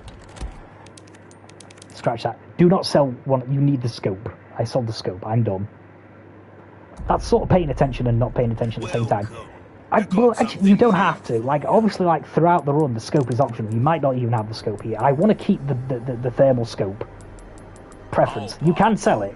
If you don't want it, you can sell it. Even if you're keeping the Stingray, if you don't want it, sell it. So again, I sell my items. I don't sell the biosensor scope. I didn't want to sell that. I'm stupid. I come across. I buy the heavy grenade recipe. Yeah, I should have said that actually. If you're buying the heavy grenade recipe, it's easier to go left than it is right. Not my place to say, really, but some pleasant. Okay, nice. We have everything we need here to go. Yeah. Oh, I unfortunately can't buy the Killer 7 crumbs. Yeah, I perhaps should have got that ingot so I could buy the Killer 7 and show you the strat. It's not that difficult. I'll talk about it when we get to it. I'm going to save it here. Probably shouldn't have to, but I'm going to. Anyway, now. Okay, so something that you can do here is, for some, I've seen people like to throw the grenade here and break the traps for later on. I like to do it later. I've not really practiced this. I don't really know. I can't really even walk you through this one because I've not practiced this one myself. If you want to throw the grenade here, you'll have to have a little tinker with it. I do apologise. I can't run you through that strategy of throwing the grenade here. I like to throw it later. Okay, so when we jump down here, we're going to trigger a cutscene, not checkpoint, with Krauser. Watch the cutscene. This is imperative. Do not skip this cutscene. We want to skip it at a certain point, and I'll talk to. I'll show you when we get to it. It's quite a way in, so you will have to watch this cutscene. So here we go. We'll sit through this cutscene. What about the girl? Is that it? That's just like you. You always had poor judgment. But if you think I'm gonna let you out of here alive, You're even more naive than I thought. You can't save her. You can't save anyone. Give it up, Krauser. Being a lackey for these maniacs won't bring your men back. And what Okay, the so hell? it's coming up soon. Revenge on the government? You think they would want that? Revenge. You think I did all this for revenge? Okay, so when Krauser says this line, start to pay attention. The point where you need to skip the cutscene is upcoming. It's not massively precise, but after Krauser says this line, Leon will respond with something like, you know, you were always an asshole, but at least you had some honor. When I skip the cutscene, when Leon says the word had, that works for me. Like I say, I don't think you have to be that precise with it, but it's sort of in that vicinity. You'll see come up, I nearly skipped the cutscene, I nearly skipped the cutscene. Don't skip the cutscene until Leon says had. Isn't that what this is all about? See? In that Oh, jungle, yes. I had a revelation. I totally forgot about this bit. The most Important thing in this world is pure unadulterated power. How can I forget about that? Power. Okay, now Leon says the line. Most Illuminados have given me that. You know you're always an I asshole. know you were always an asshole. But at least you had. Skip the cutscene. Now, as you can see, Krauser will spawn in over here, where he was in the cutscene. I believe this was found by Distortion too. I think he found this. This is genius, because this bit is just totally and utterly free. This is also why it was important that we tuned up the body armor, because we will be taking damage here. This is damaging the body armor, but it's not damaging Leon. And if you skip the cutscene at the beginning, or you just watch it in its entirety, Krauser will spawn in here somewhere. Then he'll jump across, and you'll have to fight him. Here, he'll still try and jump across to us, but he'll just fall down the middle. This bit is totally free. If you skip that cutscene when Leon says, at least you had, skip the cutscene. I'm running into the walls. Don't do that. And you can see, we simply don't have to deal with Krauser here at all. This bit is totally free. It's quicker, it's easier, it's much less resource consumption. Okay, so I'm going to equip my grenade there. If you don't have your grenade equipped there, equip it while you was turning the wheel. And I'll come here. Sometimes you get staggered by the flash there. It happens. Don't worry too much about it. Now this is where I like to throw the grenade. I like to get it as far forward as I can. So I like to get it as close to the bars as possible. Again, like I did back in Chapter 9, give Leon a little bit of space here. So you run and jump and then roll as opposed to climb down slowly.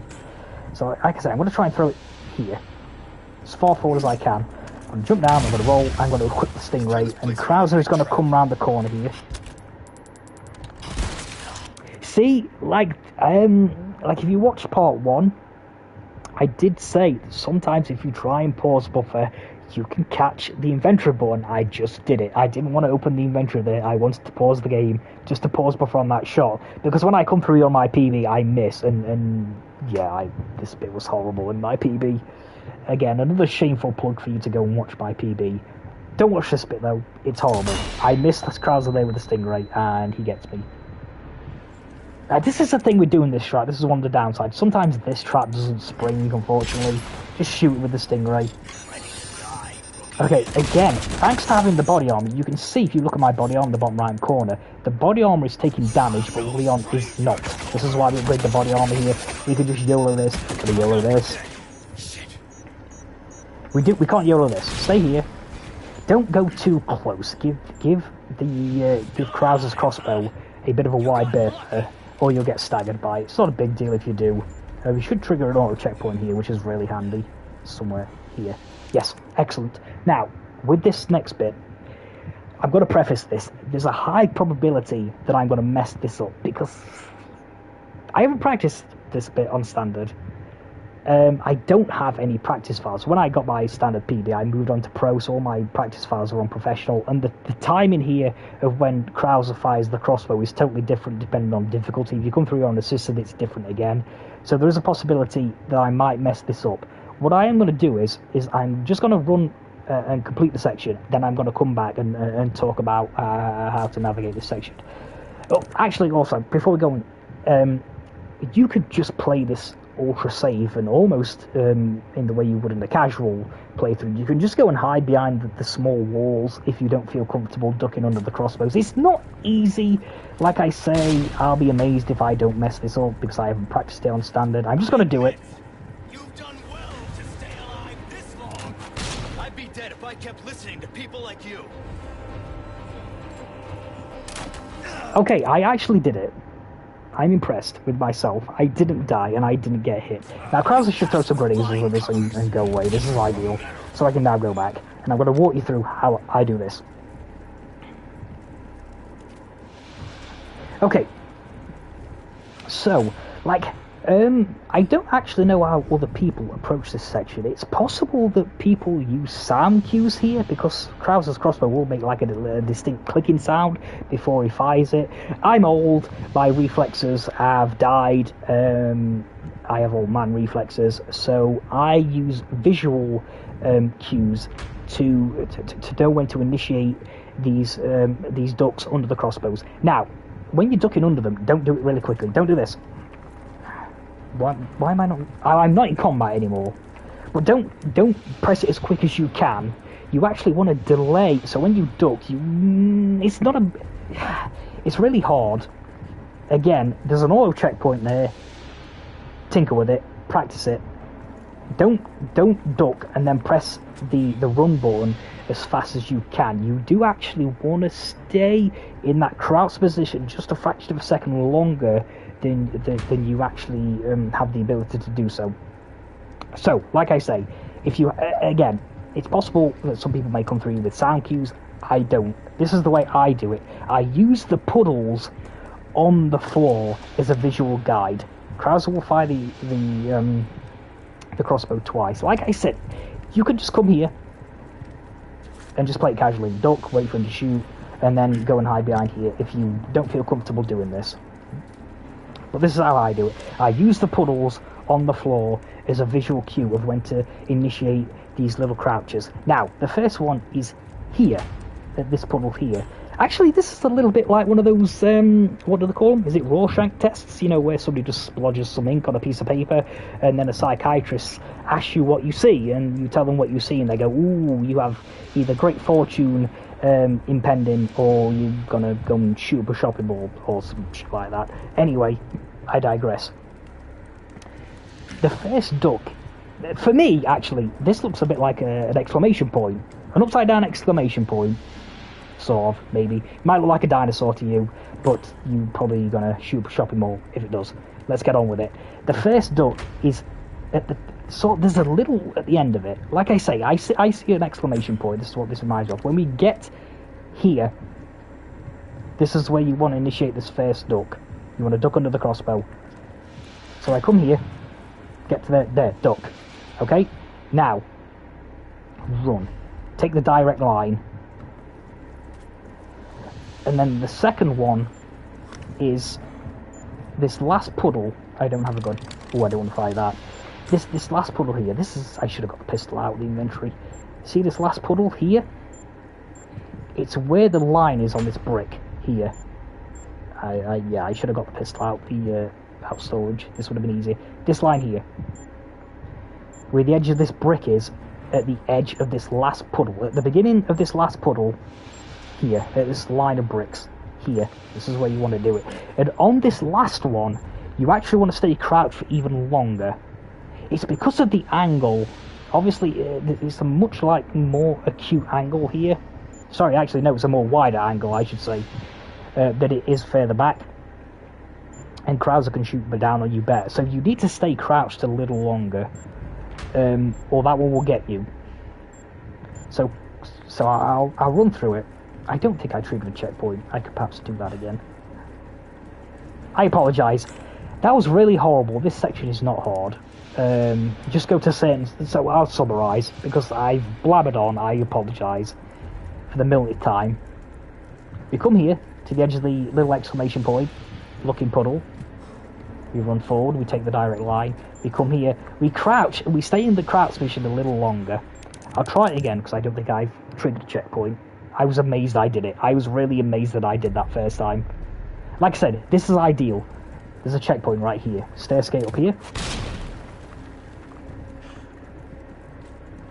You can look down if you want. Come to the edge of the exclamation point. I'd be dead if I That's, can you see how I didn't immediately crouch? Sorry, how I didn't crouch, then immediately stand back up again. Just, you'll have to get the timing of that. kept listening to people like you. Then we come. Am I going to get hit here? Yeah. You see how I crouched quite a duration there? Just to make sure it went over my head. Now, another thing.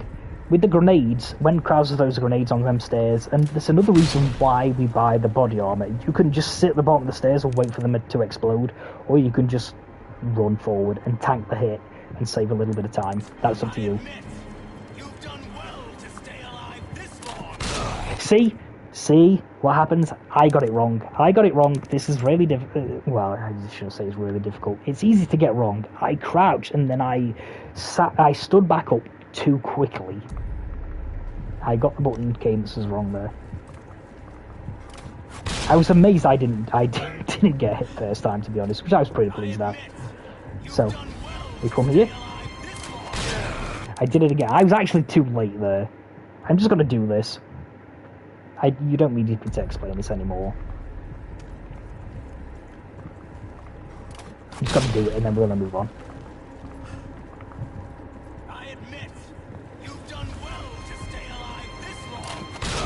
Why can I not do this now? I can't do it. This is bad. Maybe I should go back and watch my own tutorial on how to do this. Oops, what am I doing? I now run into the stairs. This is Warhol all over again. This is embarrassing. I'd be dead if I kept listening to people like you. Okay. Actually, I'll just add one more thing. So, on this last one, how I'm deliberately staying crouched a little bit longer so the crossbow goes over my head. Can you see how Leon gets staggered when it impacts on the ground behind him? Can you see I'm staggered here? Now, I did say don't stay crouched, don't uncrouch too quickly, but don't uncrouch too late either. Like I said, give this section a little bit of time, get the cadence of the button presses right, because if you stay crouched too long, that will happen that first dodge, and then you're going to get hit. It's going to change the timing totally if you get staggered there. You don't want to get staggered on that first crossbow. If you get staggered on the second one, it doesn't matter. So like I say, give this section a little bit of time. There's a checkpoint right before it. Practice it, get it down, and I'm going to move on. Okay, so if you have the Killer 7 here, what you want to do is shoot him twice in the right shoulder, then shoot him in the head. That simple. And then he'll fall down, just shoot him with the Killer 7 again. Yeah, fortunately that's pretty simple. That's the Killer 7 strat. Actually, yes. I'm going to use that strat. Now, an important thing here is, you'll notice that I have the heavy grenade in the second right slot. Now, typically, when I play this game, I've always had the heavy grenade in the second left slot next to my rifle. Oh, I'm just going to trigger a checkpoint here. Can I trigger a checkpoint? Yeah, nice. It's going to trigger that checkpoint. I'm just going to go back here. Now, when I first start doing standard, like I say, I will put my heavy grenade here on the same side as the rifle. Now, switching between the two when you have them on the same side is slower. I'll do it here. So this is how I'm going to approach this fight. I'm going to throw a grenade, and I'm going to switch to my Stingray. I did it there. It can be a little awkward. Sometimes you press it too quick. There, I did it there, look. You saw the weapon wheel. Did you see the weapon wheel? I actually equipped the Stingray there, but when I held down my aim button, he went to throw another grenade. Did you see that? I'm not going to do it again. If you didn't catch that, just rewind it and watch it again. You'll see I throw the heavy grenade, I equip the Stingray, I hold down my shoot button, and he just aims another grenade. Right, so, here, put your heavy grenade somewhere where your rifle is. It depends on where your rifle is. If your rifle is in the up slot, put it in any of the other 3 slots. If it's in the right slot, put it in any of the 3 slots. You know where this is going. I don't need to elaborate this any further. It's just easier to throw it switch. Throw it, switch. That doesn't happen. Like I say, the first time I tried it and I made myself look stupid again, he did it fine. But like in the subsequent attempts, he didn't equip the Stingray. You don't want that. Okay, so with this strat, I'm going to be shooting Krauser in the left shoulder. Did I say right? If I said right, I apologise. If I said right shoulder for the Killer 7, that was me being stupid. Yet again, shoot him in the left shoulder. If you're using the Killer 7, shoot him twice in the left shoulder, then in the head. If you're doing the Stingray strat here, we want to throw a heavy grenade at Krauser, then we want to shoot him 3 times with the Stingray in the left shoulder, then once in the head, he'll fall down, we shoot him again with the Stingray. Okay, so let's get this done. This is not too difficult. Again, it's ideal, there's a checkpoint right at the beginning of it, so you can practice it. So we're just going to come up here. This is it, soldier! 1, 2, 3. Again.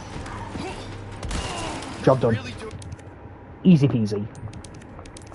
Again, there's a checkpoint, not a cutscene, right before it. You can practice this to your heart's content, until you feel you have it down. Heavy grenade. Oh, I didn't zoom in. I expected to zoom in there. That's throwing the timer out. I apologise. Yeah, you messed it up. It happens. It happens. This is it, soldier! 3. Headshot. He falls down. Shoot him in the head. So, yeah, again, that was a little bit of a repeat of Cabin. I did it perfectly first time, then for some reason decided to show you again, even though it's not that complex, and I messed it up. Yeah, so, to reiterate, if you have the Killer 7 there, you shoot him twice in the left shoulder, then once in the head. He falls down, shoot with the Killer 7. If you're doing this strat that I'm doing, you throw the heavy grenade, you shoot him 3 times in the left shoulder, then once in the head. He falls down, you shoot him again. This will end this segment. You're really doing this? That's not too bad. Okay, so with this we want to.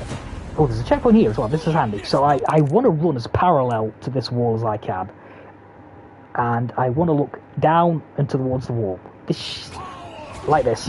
I'm not going to get it here. Oh, I did. Okay. I'm surprised I got it there. That was a bit sloppy, but yeah, that's what you do. Simply run parallel as you possibly can with that wall, and then look at the wall. I'll show you what happens if you just run towards Krauser. If you simply just run towards Krauser, he'll body block you. I'll just show you that now. Okay, hello? Okay. Witness the power. So I'm just going to run towards Krauser here. He should body block me here. Well, he didn't, but he got hit. Excuse me, I just need to use the toilet. I'll be right back.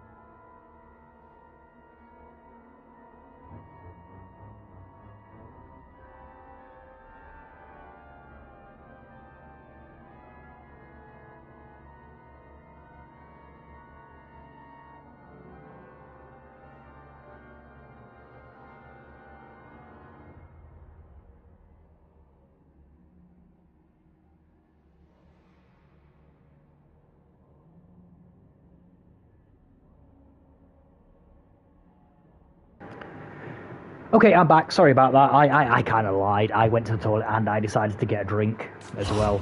So, yeah, where was I? Yeah, so if you don't look at the wall there, you'll get hit by Krauser. You don't always get it if you do look at the wall. Let me try it again. I was surprised I got it, to be honest, the first time, because my movement wasn't very crisp. But yeah, again, I'm just going to do this once more. This is not difficult. I've lingered on certain sections, especially on Krauser, too long. Not sure why this checkpoint takes a long time to load. So we turn, we run parallel to the wall, we look down and at the wall, and we'll... Yeah, we got it again. Nice. Okay, yeah, that's it. There's a yellow herb here. It's more or less free if you need it. Okay. So like at multiple points during the run, we have some barrels.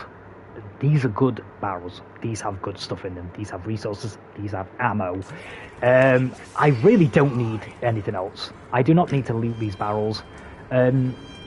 If you loot them, again, I recommend picking up the red herb, because these barrels, like all the other weapons crates in the game, sometimes drop you red herbs. It's very annoying. So if you are looting them and there's something in specific that you need, it's probably going to be heavy grenades here. Pick up the red herb. I missed it, and then loot the barrels.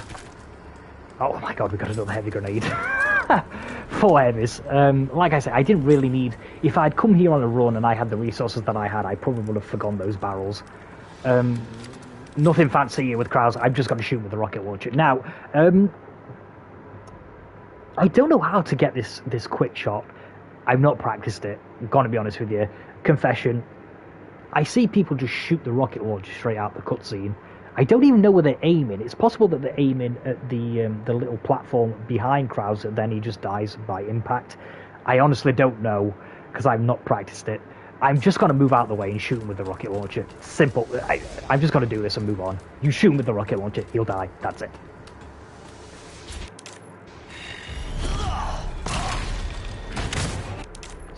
Easy peasy. Like, loot this. This is absolutely 100% loot this barrel here. Well, this box, because you have to wait for this drawbridge to come down anyway.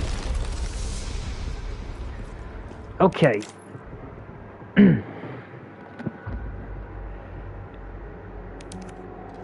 We're on the home straight, guys.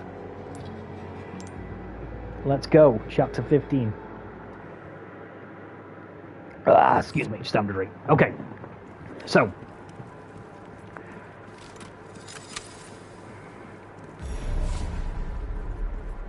Now, again, in another shameful plug for you to go watch my PB, I get here, I don't have the heavy grenades that I really want. So, during this first section where Mike starts shooting people from the helicopter, I have to mop up some enemies with the Stingray. It was unfortunate, it is what it is. This time I'm not going to have to do that because I have extra heavy grenades. Obviously, if I come through here and I didn't have the heavy grenades and I was going to have to do some mopping up with the Stingray, I would have to reload the Stingray here. Just bear that in mind. If you don't have the heavy grenades, you might need to reload the Stingray here. Just bear that in mind. Okay, so we have... we're going to reset the position of the enemies. Now, if you sold the Stingray at the last merchant, what I like to do here is... I like to, like I did back in Cabin, I like to turn the brightness up. Again, this is optional. You can totally avoid this piece of advice. I turn the brightness up, and you'll see why in a minute. I have some new goods. So I'm going to come here. It might. I'm going to get my shotty, which won't fit my inventory. Yeah, so this I'll show you here. Doing this, so if I come into the type right here, pick this yellow herb up and mix it with this.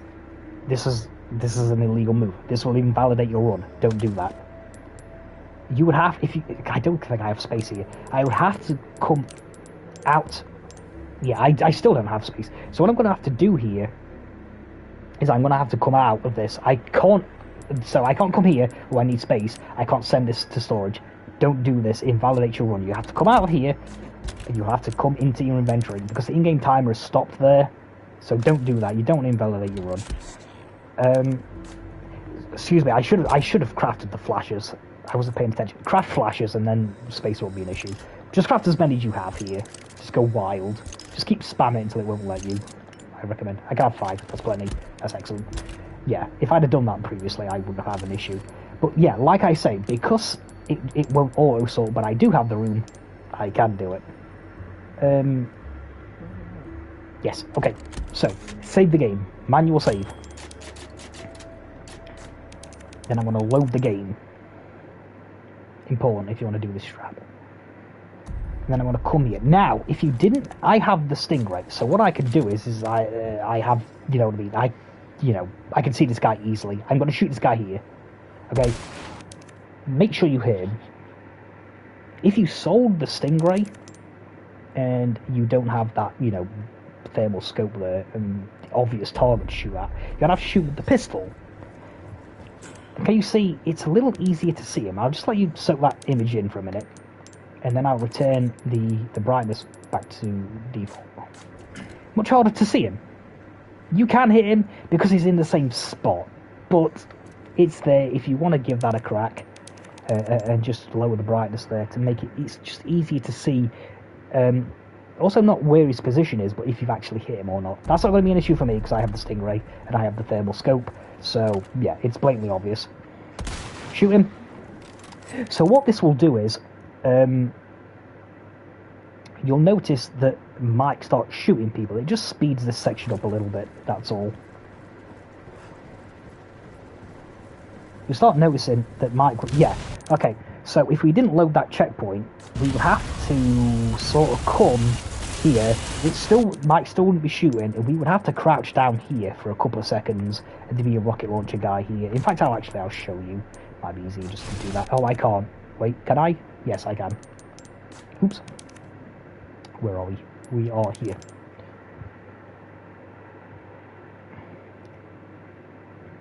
So you're going to see what happens. I'm not going to shoot the guy. I think this might work.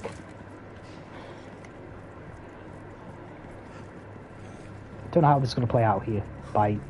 Yeah, can you see? Can you see? Okay, we're going to have to come here. We're going to have to crouch. We're going to have to wait. Mike, hello. Mike, hello. Mike, hello. Mike, hello. Yeah, he's there. He's coming there. This is much better. It's not a massive time save, but yeah, worth doing.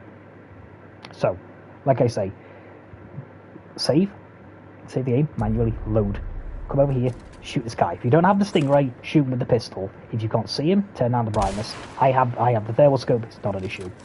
It's going to speed up this section.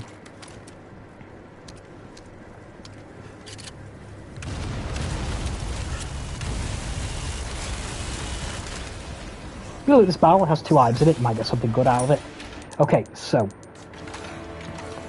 again, if you feel that you may be a little short on money, there is a red barrel in this metal canister here. Now, if you loot this canister to get this red barrel, you need to do it really quickly.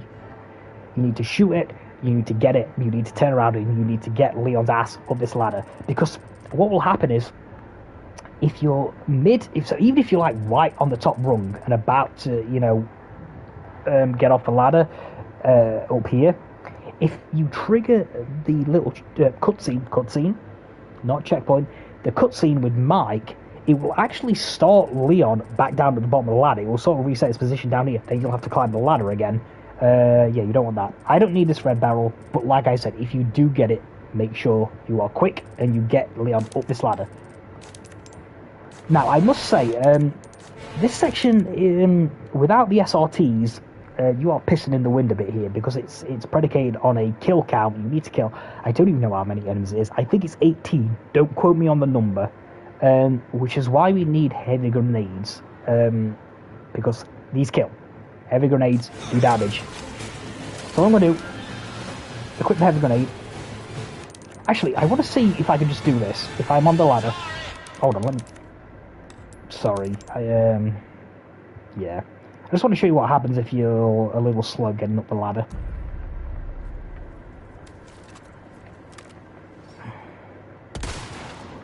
Shoot this guy.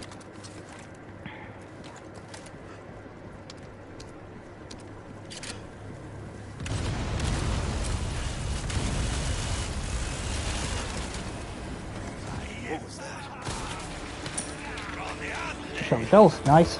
unfortunately I'm going to keep moving. Now, I'm going to just stall here a bit. I'm going to loot this, and I'm going to come around here. I'm going to wait here, just a few seconds. See if I can get it. Come on. Okay, this is perfect. As you can see, I was almost right at the top of the ladder. Watch what happens when you come out of this cutscene. I think it will send us back down to the bottom of the ladder.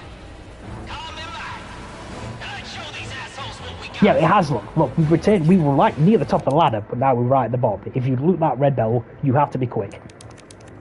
It's a shame I'm going to have to reset here because I got shotgun shells, which was nice. Yes, it's this one. So yeah, apologies. You probably didn't need me to show you that. It was pretty self-explanatory. But you can see what can happen if you don't get up top there quick enough. Okay, shoot the guy. Okay, so save the game. Load the game. Excuse me, no. Take the items that you need out the typewriter beforehand. Yeah, I don't want to sound condescending there. It can happen though. You know, this is game time. You know, you're coming close to the end. It's easy done. You might just save the game and forget to take your items out. Take the items out first. Save the game. Load the game. Move across. Shoot the guy. Trigger this sequence faster. As you can see, it's much faster. What was that?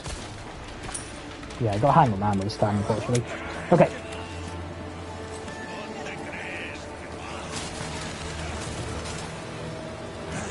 Okay, so what I'm going to do is, I'm going to move around to the gun here, and wait for Mike. Sorry. Mike, why are you not doing anything? Oh, someone is not dead. Okay. That happens, I guess. Mike, hello? Oh, somebody's still alive. Really? Really, game? What is happening here? Yeah, this is ridiculous. I'm not entirely sure what's happened there. Ooh, I've loaded the save file. I really apologise about this. That's not my fault, though. I have no idea why Mike has not killed those guys. He normally mops up there for you. I'm not entirely sure why he hasn't. Oh, I've killed the guy.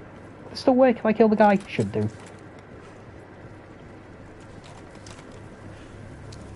Yeah, so you can kill him. Doesn't matter. I apologise. This is taking way too long. Again. But that one wasn't really my fault. I don't know what's happened there. I really don't. So, you get up the ladder as quick as possible. Make sure we're in position. Is that guy going to survive again? I hope not.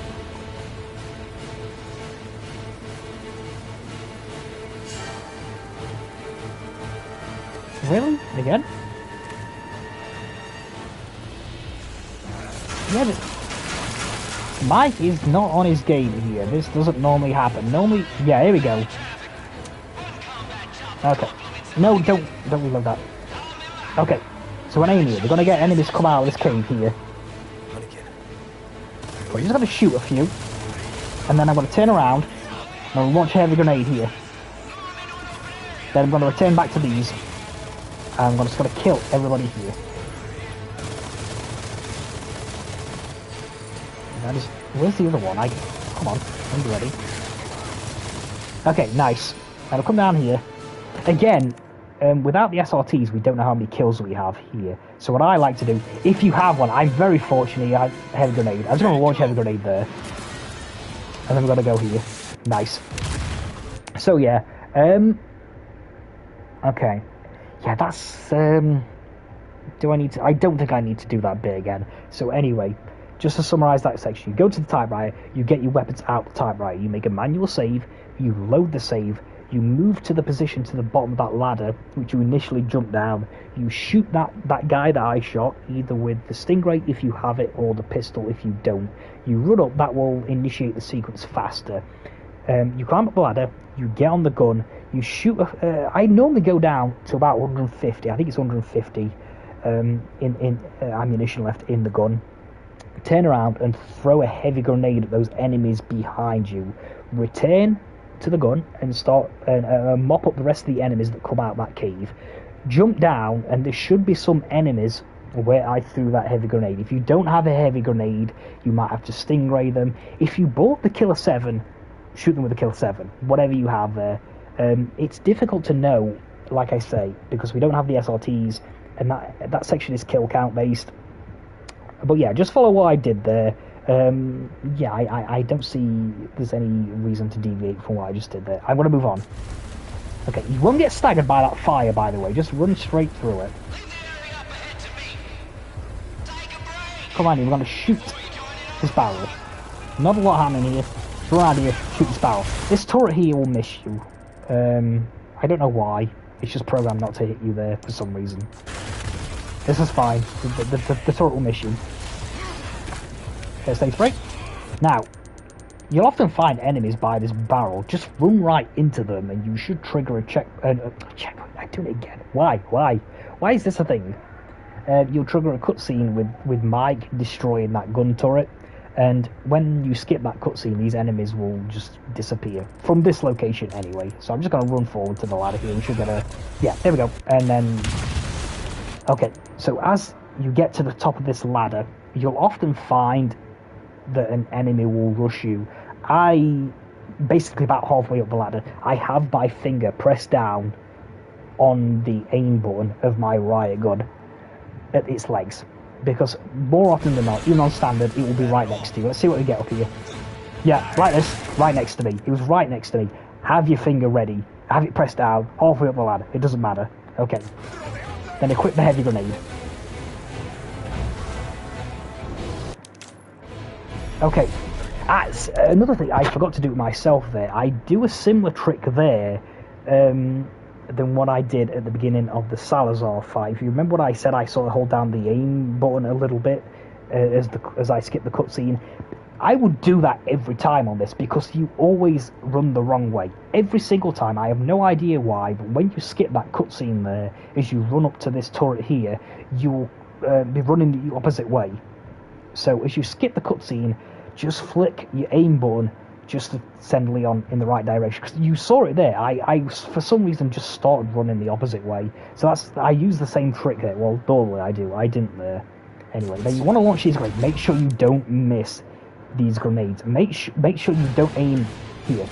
You want it to land on the turret here, right? There's a high probability that you have no room for error here. Like I say, I got extremely lucky with the heavy grenade drops.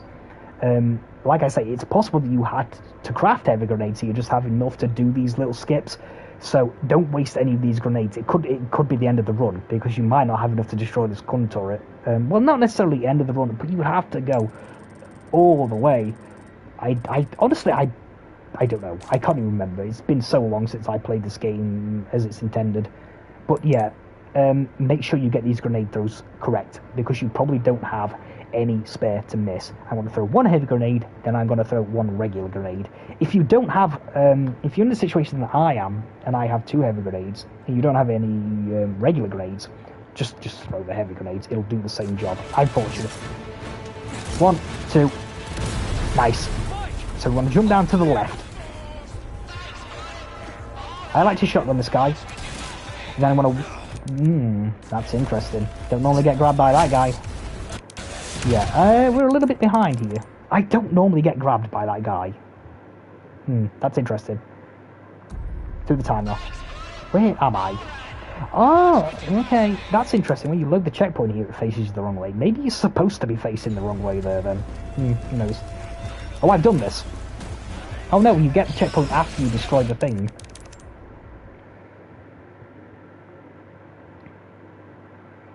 But yeah, I find... Where am I going? I find that guy... Yeah, I don't know why I'm getting grabbed there. Very, very rare, that. Very unfortunate.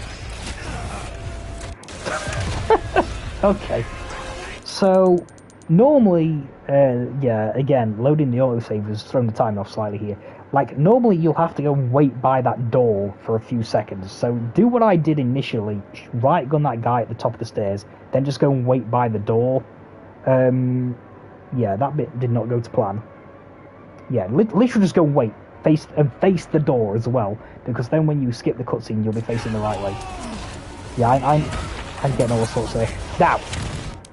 Decision time. This guy can be a problem on this turret. If you have the Killer 7, shoot with the Killer 7. Yeah, I'm too slow. Yeah, that guy could be an issue moving forward. Let's see what we get here. He isn't always a problem. He might be moving forward. Okay, I'd like to leave this guy in the boiler suit. It will always be the same character model on this gun turret here. Unless you feel he's gonna grab you, I would leave him. And I'll show you why I like to leave him in a minute. I want him to come because is he? Can I show you here? He's got to chase me. Yes, nice. This is nice. He almost acts as a shield to the crossbow guy. So that's why I don't shoot him. You might have to shoot him. Not very often though. But yeah, I like to leave him because then he's going to be a human shield for the crossbow guy. Can you see how he's? Yeah, the crossbow guy can't get a shot off on me. Okay, so as I jump over this wall, as you can see, the most direct route to where we're going is here. Problem, there are enemies here. So, what I'm going to do on this occasion, because I have plenty of flashes, I'm going to drop down, I'm going to immediately throw a flash over here, and this will, like I say, I have the resources to pull off these slightly quicker strats. So I'm going to jump down, I'm going to throw a flash, and then I'm going to take the most direct route to the ladder, which is just behind this guy here. If you don't have any spare flashes here, you need... How many do you need here? You need 3. 4 is handy. If you have 5 like I do, you can do this here. If you don't have a spare flash here, you may find you have to go the long way round. Or you could take the most direct route and use the riot gun, but I'll say again, like I have multiple times, shotgun ammo is precious at this point in the run. It's very lean. It's been lean since chapter 12, and nothing has changed. So I want to sort of prioritize that point. Use what you have efficiently. I have a flash here. I'm going to use a flash. You might just find yourself having to go the long way around just to avoid using any resources here. But I'm going to use a flash because I have them. And the guy's not got stunned. Brilliant. Wonderful game. Delightful. I love it when that happens. Let's move on, shall we? Is this guy going to get me now as well? He is. Okay, so when I get top of the ladder... Oh, this is really bad orangey. I'm going to throw a flash grenade through... Wow. This is brilliant. Oh, and someone has gone on the other turret. This is horrible orangey. Okay. Yeah, this has totally thrown the timing off. I've got to... yeah, I can't do this. So pull the switch, throw a flash. Skip cutscene. Like, for some reason on standard, the brute is always here. This is strange, because when you come through here on professional, the brute is not here. So you can either shoot his gun or use a flash like I did. This section's been very messy. I'm going to do it at full speed. But yeah, basically what you do there is you just jump back down to the lower level, then exit. That was very, very messy. So we'll do that at full speed, and then that might help the situation. Okay, come round here. Is this guy a problem? He's not. I'm going to skip him. So he acts as a little human shield for me. Again, you can... Well, he's not done it this time, unfortunately. But as you can see, as Leon is pulling these switches, I'm turning the camera. Don't just sit there idly looking at the switch, because after you've pulled it, you'll then have to turn the camera, then start moving. You know, be preemptive with movement. Again, I'm going to throw a flash. This time I hopefully not get trolled. I do. Why not? I guess. Oh, let me get... This is... Okay, this time I'm not going to pause this time. Yeah, this is not too complex when you have the flashes to go around. So we'll do it for real this time. No pausing, no stuttering. See, this guy's a problem on the turret now. And yeah, this is causing all sorts of other issues. Yeah, I'm getting trolled hard here. This is the problem, because I was totally out of position. Everything is the timer is all gone. This is a problem now. This guy is... Yeah, if you have the opportunity, kill the guy on the turret, because that is exactly what can happen. It can be a massive problem. It can be a massive problem. He's been a massive problem again. But unfortunately, yeah, I'm not going to reload the manual save, that's ridiculous.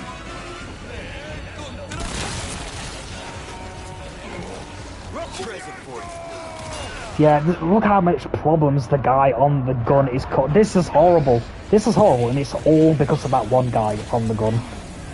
The one guy is causing all sorts of problems. Get rid of him if you can. Throw a flash through this door. Run to the right.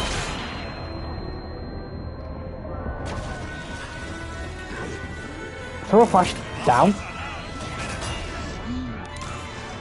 There you go.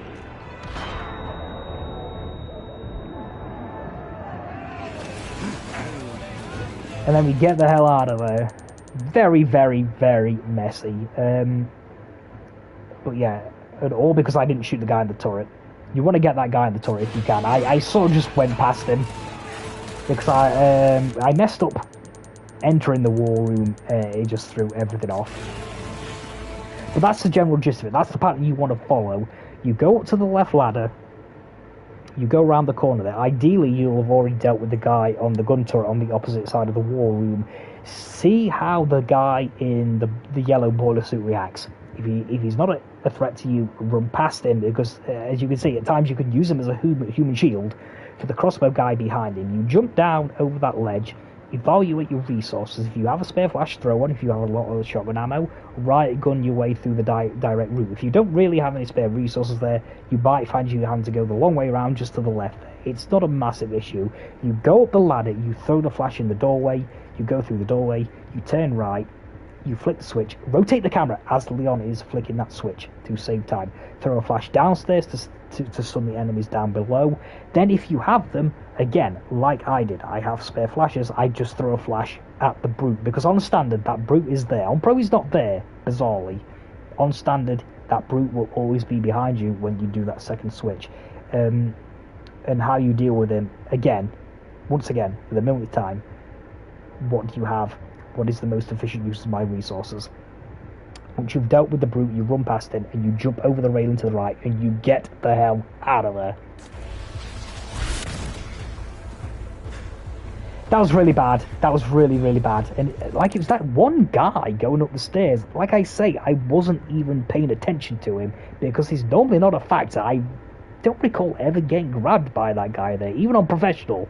I just deal with the one guy to the left. Very strange, but that's the nature of playing the game this way. Sometimes enemies will just throw you a curveball and you just have to suck it up. Okay, so here, like we did at the beginning of Chapter 4, what we'll find is Leon will start to walk slowly as we progress towards his helicopter. You'll move faster crouched, so as Leon starts to slow down, go into crouch, you'll move forward faster. So here, I'm crouching. Can you see how I'm moving faster when I'm crouched than when I'm stood up? Okay, YOLO time. Just YOLO here. Just run. Just run. These enemies shouldn't bother you.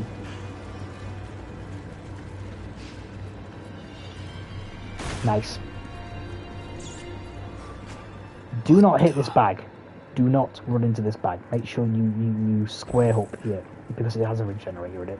Okay, so with this little valve here, you're going to have to turn this twice. You're going to have to fill the little hole gauge up to 180, or well, half. You don't have to do it all the way, so do it twice. Nice.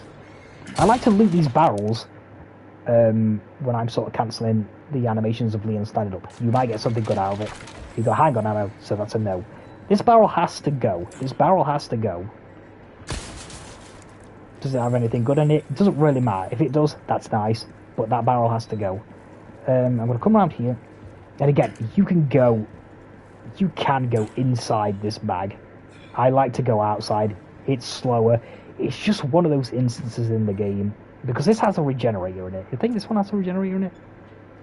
I believe it does. It might not, actually. Whatever. I still like to go round this bag, because it gives me a better angle, because this is another box that has to go. We want to run through here. This box has to go.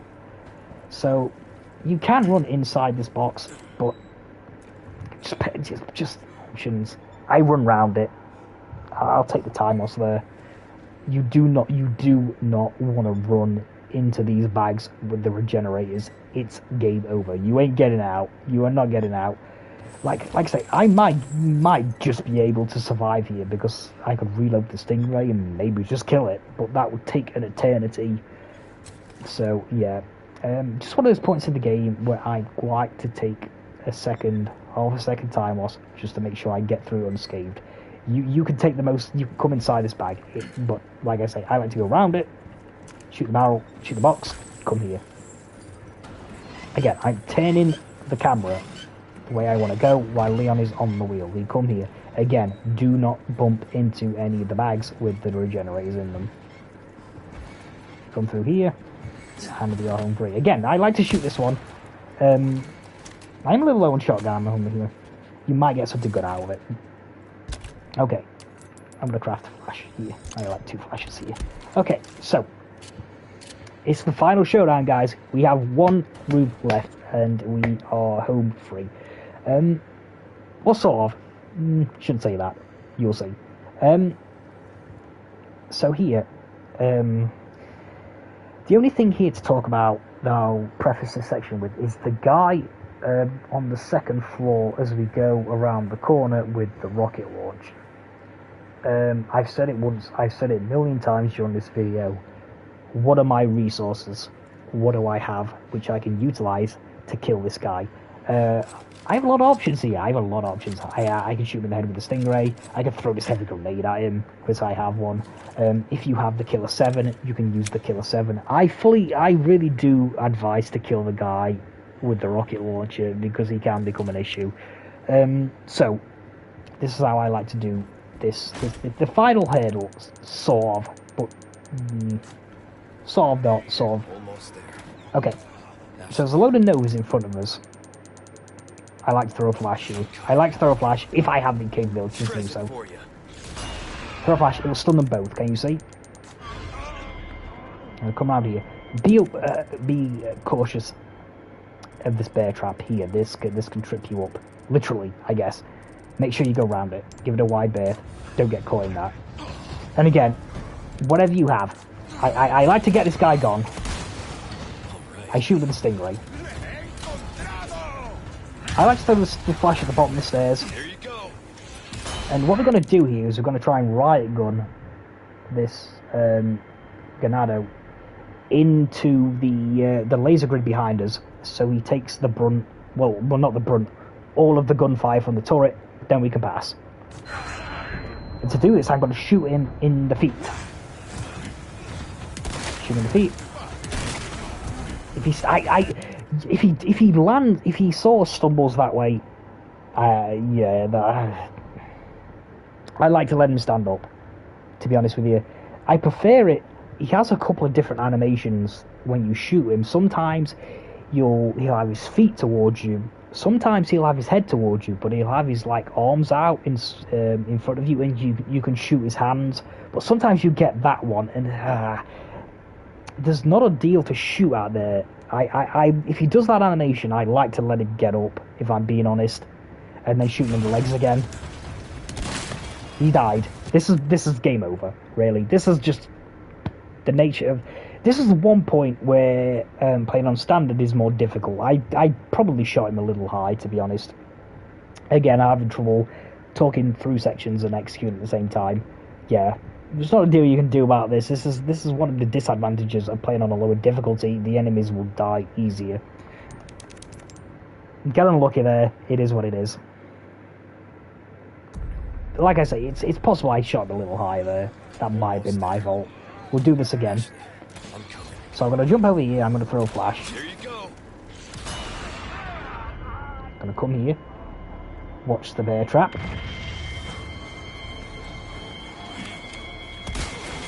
Shoot the rocket launcher guy, whatever you've got, Magnum, grenade, Stingray, doesn't matter, get him gone. You throw the flash, stagger the enemies behind us, and then touch wood, we can get this done this time. So yeah, I shoot him. Yeah, this time he's landed with his feet towards us. We shoot him again. Can you see? I like this pattern. Can you see how his head is towards us, but his arms are out above his head, so we can shoot his hands.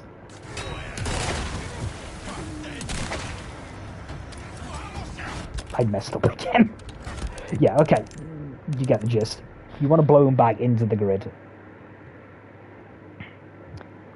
I should probably run through a strat here for non. Almost there. Ashley. Non. Yeah, I'll try it without a flash. So.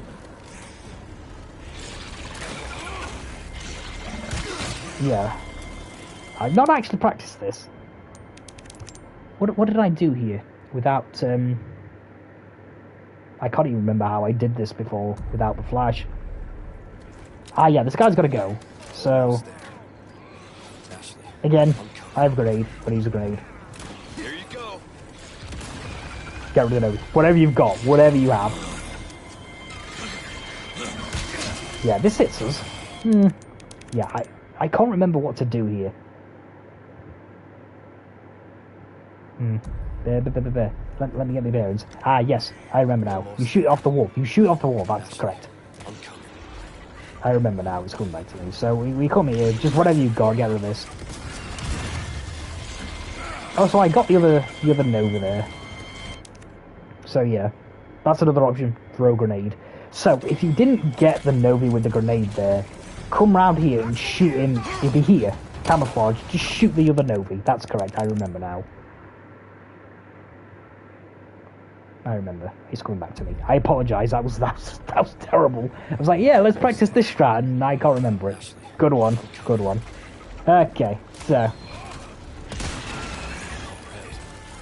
So deal with that Nova with whatever you've got. You come around here, you shoot this one off the wall. I use my last stingray shot. I have a grenade. It'll do. Okay, nice. And then you just do the same strat at the end here. I can hope I can get this done here. This is, like I say, this is a disadvantage playing on this difficulty in that the enemies die quick. I don't have a lot of shotgun ammo either, which isn't helpful. This is why I've been sort of prioritising and stressing for 1.5 videos now. Shotgun ammo, shotgun ammo, shotgun ammo. You need to save as much as you can. Because we barely have enough here. We have enough. Shoot the rocket launcher guy, get him upstairs, throw the flash, target the enemies behind us, equip the riot gun. Yeah, hopefully we can get this done now. You just want to shoot him and push him back into the grid.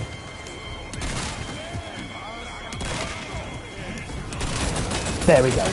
Nice. Okay. Like, first time he got unlucky, he died. But yeah, that's the gist of it. Try it one more time, properly.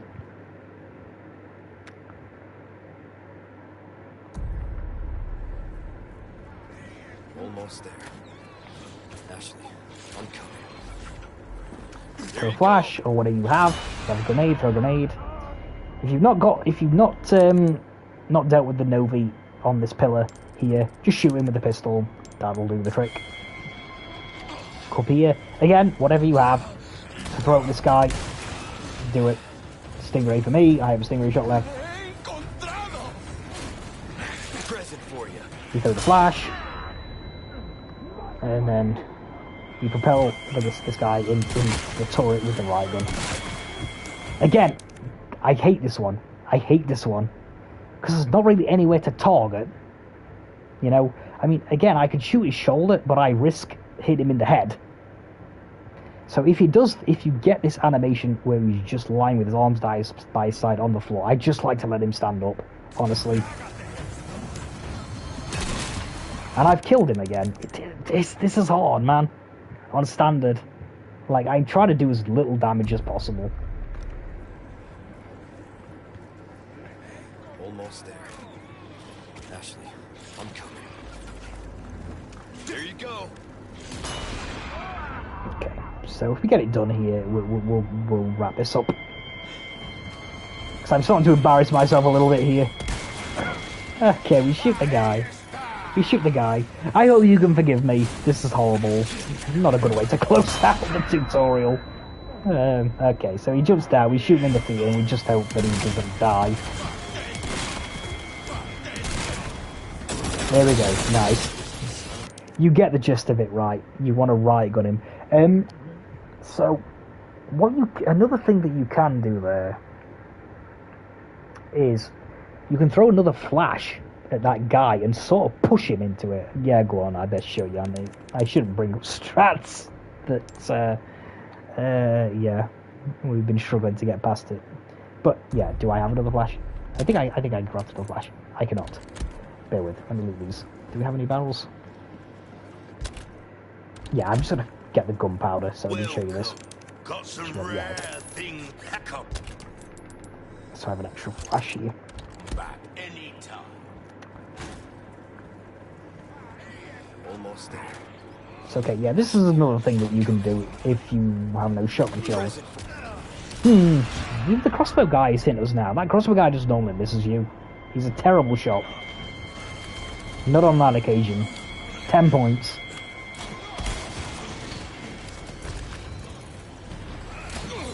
Okay, so if you are going to do this with another flasher, you do want to get him a little closer to the turret. He's a little far away just to simply push back. So we come here. Oops. So I'm going to stagger him. And you can sort of push him. Okay, I'm not being able to push him. I don't know why this is not working. He's pushing me back. Oh dear, I should have just gone. I should have just gone. Never mind. Almost there. But yeah, the problem was I didn't push him backwards with the right one first, I think. Sorry. Yeah, you see, the crossbow misses. That's normally what happens there. You normally misses you. So you can stagger both of these Novas with a grenade there if you have a grenade.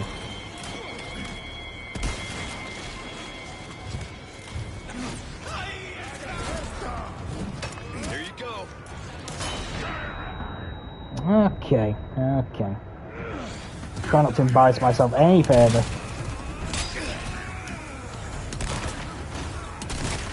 Okay, so it's pretty... So there we go. Oh, I've thrown the... thrown the flash too early. Oh, wow. Oh, wow. Oh, wow. Definitely should have quit while I was ahead. Totally my fault. I threw the flash too early. You need to let him get back up. This is only in desperate times when you don't have any shotgun ammo. As you can see. Sorry. Okay. Let's wrap this up, shall we? Shoot this guy in the head.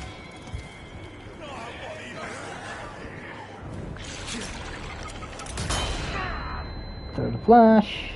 Wait for this guy to jump down. Okay, wait for him to get back up. If you have no shotgun shells left, so we can sort of backpedal him into the thing, look. There we go. That's if you have no shells. Because obviously it's much quicker to use the shells there. I'm not even going to resort. I want to find a big, like, hole and bury myself in it. At this point. But yeah, there you go. Like I say, you have options there on how to deal with that section. It can be cruel, you know. The guy can die to the right gun. Just try and hit him as little as possible with the right gun. Try and get as little damage on him as possible while just getting enough just to propel him back towards the laser grid there. So he takes the gunfire from the turret. Okay, so we have another pause buffer a little moment here. We can sort of skip the animation where Leon goes to this notice board on the wall here and looks at the floor plan. Again, it's one of those things, you just spam your pause button, you either get it or you don't. So you get to here, you just start spamming. You might, yeah. Like this, as fast as you can. Did we get it? I think I got it. Yes, we got it. So as you can see, we've totally skipped that little bit where Leon goes to the floor plan there and looks at the notice board, which is nice. What the hell? Minimal time save, but certainly you might as well have a crack at it. Like I say, you don't always get it. Worth doing though, definitely. Just gonna have a drink here while there's literally nothing happening. We're just walking forward here. Let me whistle.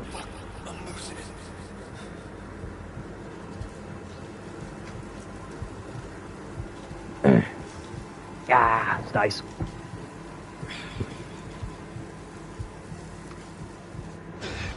Okay, skip the cutscene. We do have another pause buffer, potential animation skip here. just got to do the same thing we did before. We just got to spam the pause. You either get it or you don't. It's a little bit more towards the end of the room. I sort of like to start pause buffering when I get to the in line with the front of this shipping container here. So around here should get it done. Same thing again, just as fast as you can, in and out the pause menu. Yeah, we didn't get this one, so if you get it, you'll skip this thing where Leon kneels down with Ashley in his arms. Again, whether you get that, you know, I'm not going to say it's random, but you can't, you know, it's really hard to time button presses. You just press it as fast as you can and see what happens. It's worth doing. If you don't get it, you don't get it. Okay.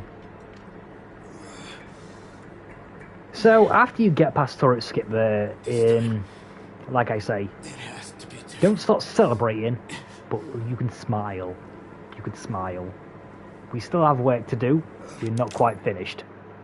Because I'm a plonker, and I totally messed up turret skip. Some of those were my fault, admittedly. If the guy dies, the guy dies. It can happen even on pro. It's possible I just got a crit. You know? Okay. Let's go. Yeah. We're alive. Now, after we've boosted Ashley up the ladder here, if we turn to Leon's right and up, if we shoot this, it's got a velvet blue in it. Might as well get it. It's free. We have to wait for Ashley to lower the ladder anyway. Reload OCD right to the end. It's totally unnecessary for me to reload the handgun there, but I'm sure you're okay. yeah. Never been better. Good. Okay, don't forget the rifle ammo. On this occasion, I probably don't need it. I think I have enough here. I think I need 15. 15, I think, on standard. I have so much. I have so much additional rifle ammo here. Sure, she's fine. She's Again, these Novies don't have to die. If you only have pistol ammo left, just pistol it and shoot it. I probably wouldn't risk just running past that Novi. You can. But as many other instances in the game, it can hit you from behind. So if you don't choose to deal with it, you know, you're rolling the dice a little bit with getting hit. You don't have to deal with this one. This one shouldn't be a problem. You're stuck under. Yeah, nice. Okay, so just one final time where I tell you to evaluate your situation, like I've done so many times before. Is there nobody behind me? Oh, it is. And it hits me. I didn't think they come down this way. Get rid of these. Are you dead? You are not. Die. Thank you. What was I saying? Now, one final time. Evaluate. This time, money. I don't need this because I didn't buy the Killer 7. If you bought the Killer 7, this might be worth getting. It's another gold ingot for 20k. So, if you get this gold ingot and the one back in chapter 13, if you remember that one, that should cover your expenses. So that's 40k. So that just those two treasures that should do you. Again, this is optional. If you picked up, you know, the gold bangle on the way, you might not need that. But if you do need that, if you bought the Killer 7, there's 20 grand in that case there. Very minimal time loss. Okay, so sell, just sell. I don't need to take anything with me now. I'm just going to sell everything that I have. Again, don't sell the bonus weapons. Just sell, sell, sell. What do I need here? 122.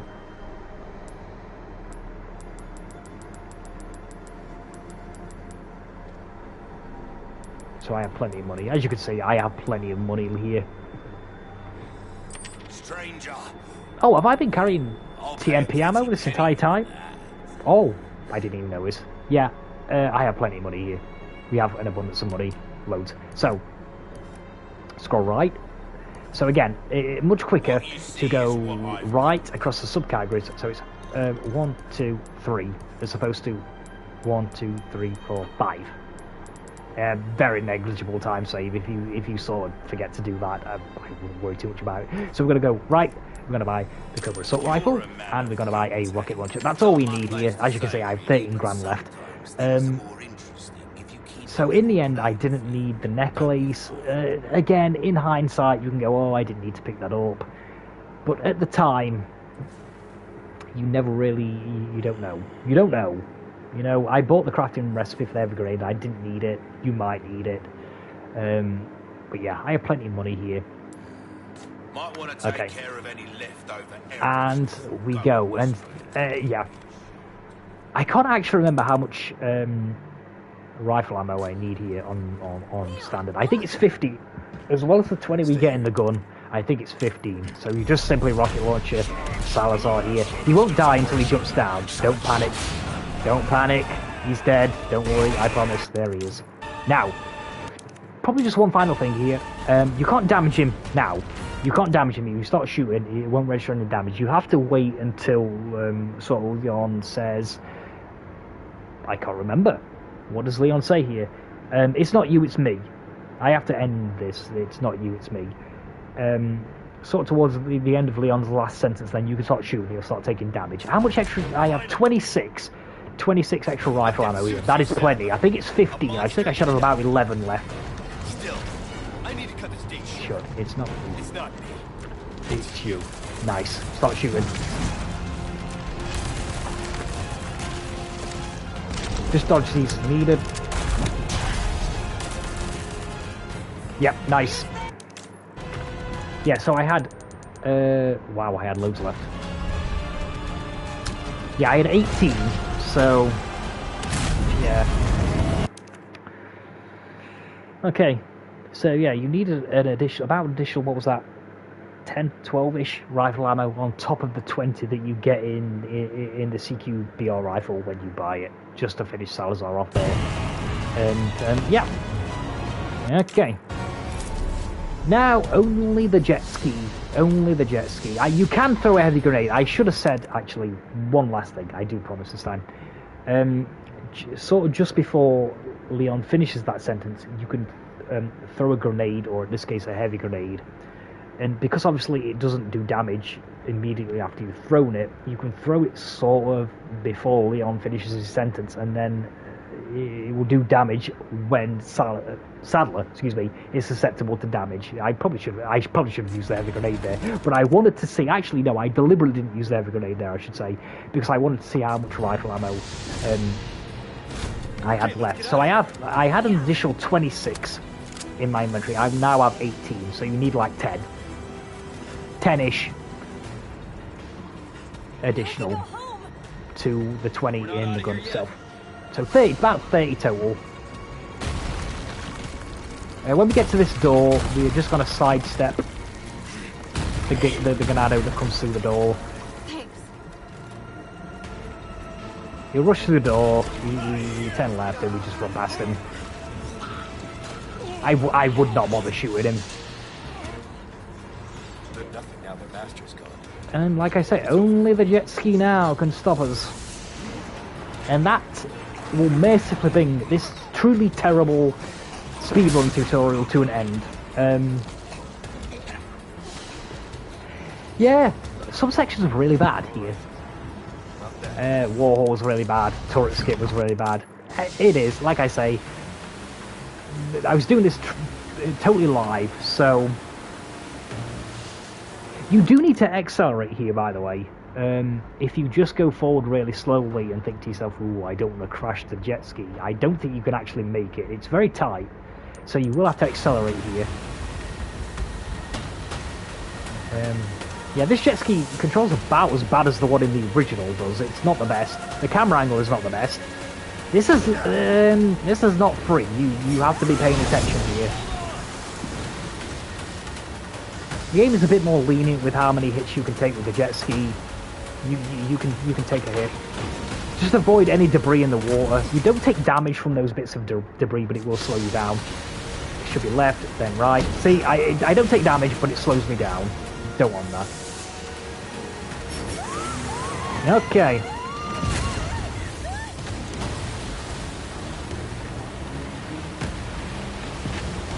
Okay, just go in between these two.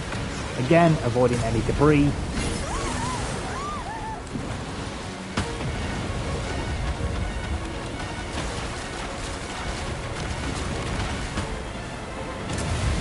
right, we go left.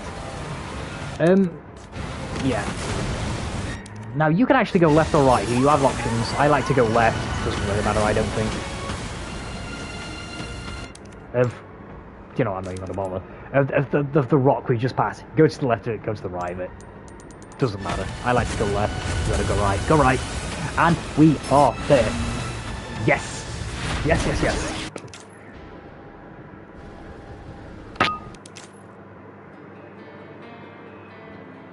Oh, I need a drink after that. That was hard work. Wow. Okay. 4 hours, 5 minutes. I'm probably not going to submit that one to the leaderboards, I don't think. So, that is it. What's the final word? No, in all seriousness, if you sat through all 3 parts of that, I really want to thank you, because just a combination of me rambling on in excess, trying to explain what I'm doing and why I'm doing it in detail, and then sort of fudging some of the execution parts, must have made that torturous to sit through at times. So if you did, thank you so much. I hope you enjoyed it. I thoroughly enjoyed making it, even though I was just simply sat here talking to myself like the psychopath that I am. I also hope primarily that it was useful to you. You know, that you found something that you can take away from it. I would find that quite rewarded if you did. So, as we're just closing up here and finishing off, I'm not going to conclude this video with the normal shtick of a YouTube video, asking you to like and subscribe the video. I made this for fun, and primarily just for fun, and perhaps, you know, to help people out who might want to run the game. If you want to do any of those things, please do so, but just bear in mind, for Resident Evil fans, there's not really going to be a lot here on this channel that's going to interest you. It's primarily a Fortnite channel. Without lingering on this point too much, it's basically just a bunch of friends and work colleagues, and we get together on the weekends and sometimes in the day to play Fortnite, and we put, you know, clips up on the channel. They can be a victory, they can be something stupid, things like that. So if for Resident Evil content, I have put a few other Resident Evil-y themed videos on the channel, but there's not really going to be a deal here, so it's not really worth you subscribing. If you want to like the video, that's nice. It's always nice to have the thumbs up. But like I say, I did this for fun and to potentially help people out who want to speedrun this game in this category. But having said that, it would be nice. What would be really cool and what would be really rewarding if perhaps you could maybe leave a comment, maps, you know. Especially if you kind of felt this video gave you the impetus to start speedrunning this game, that would be really cool. I would love to hear that. If you watch this video thinking, yeah, I can do that and I can have a go. You know, if you run the game and maybe in a couple of weeks' time you get a PB, I would love to hear. You know, drop me a comment and tell me what your completion time. That would be awesome. I would love to hear that. But yeah. This conclusion has not exactly been Churchill-esque in its elegance of closing this video out. Yeah, I'm going to leave it there because I'm just rambling now. I'll finish with this. If you manage to sit through about 9 hours of my terrible Derbyshire accent, which some of you can probably barely understand, and you watched all of this, you're a saint. That's amazing.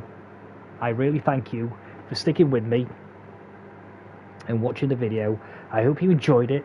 I hope you found something useful. Like I say, if this gives you the impetus to start running the game, that's awesome. Let me know. If you were already running the game, I hope perhaps you maybe found some strats that you sort of want to incorporate into your own runs. Obviously, it works both ways. Take what you want, leave what you don't. If there was something here where you thought, I could do that better, obviously continue to do it your own way. And yeah, I think I'll leave it there, because like I say, I'm rambling, as I tend to do in these narration videos. Thank you very much. If I don't hear from you again, if you watch this video and then, you know, I don't have any more interaction, you don't feel the need to leave a comment or even speedrun the game, best of luck. Not just with this game, with anything. Whatever's going on in your life, I wish you the best. It would be really cool, though, like I say, if I was to hear from you again, maybe a comment, maybe, hey, I got a PB yesterday, I'm going to submit to the leaderboards. That would be awesome. I would love to hear that. Thank you so much. Once again, thank you for watching. Goodbye.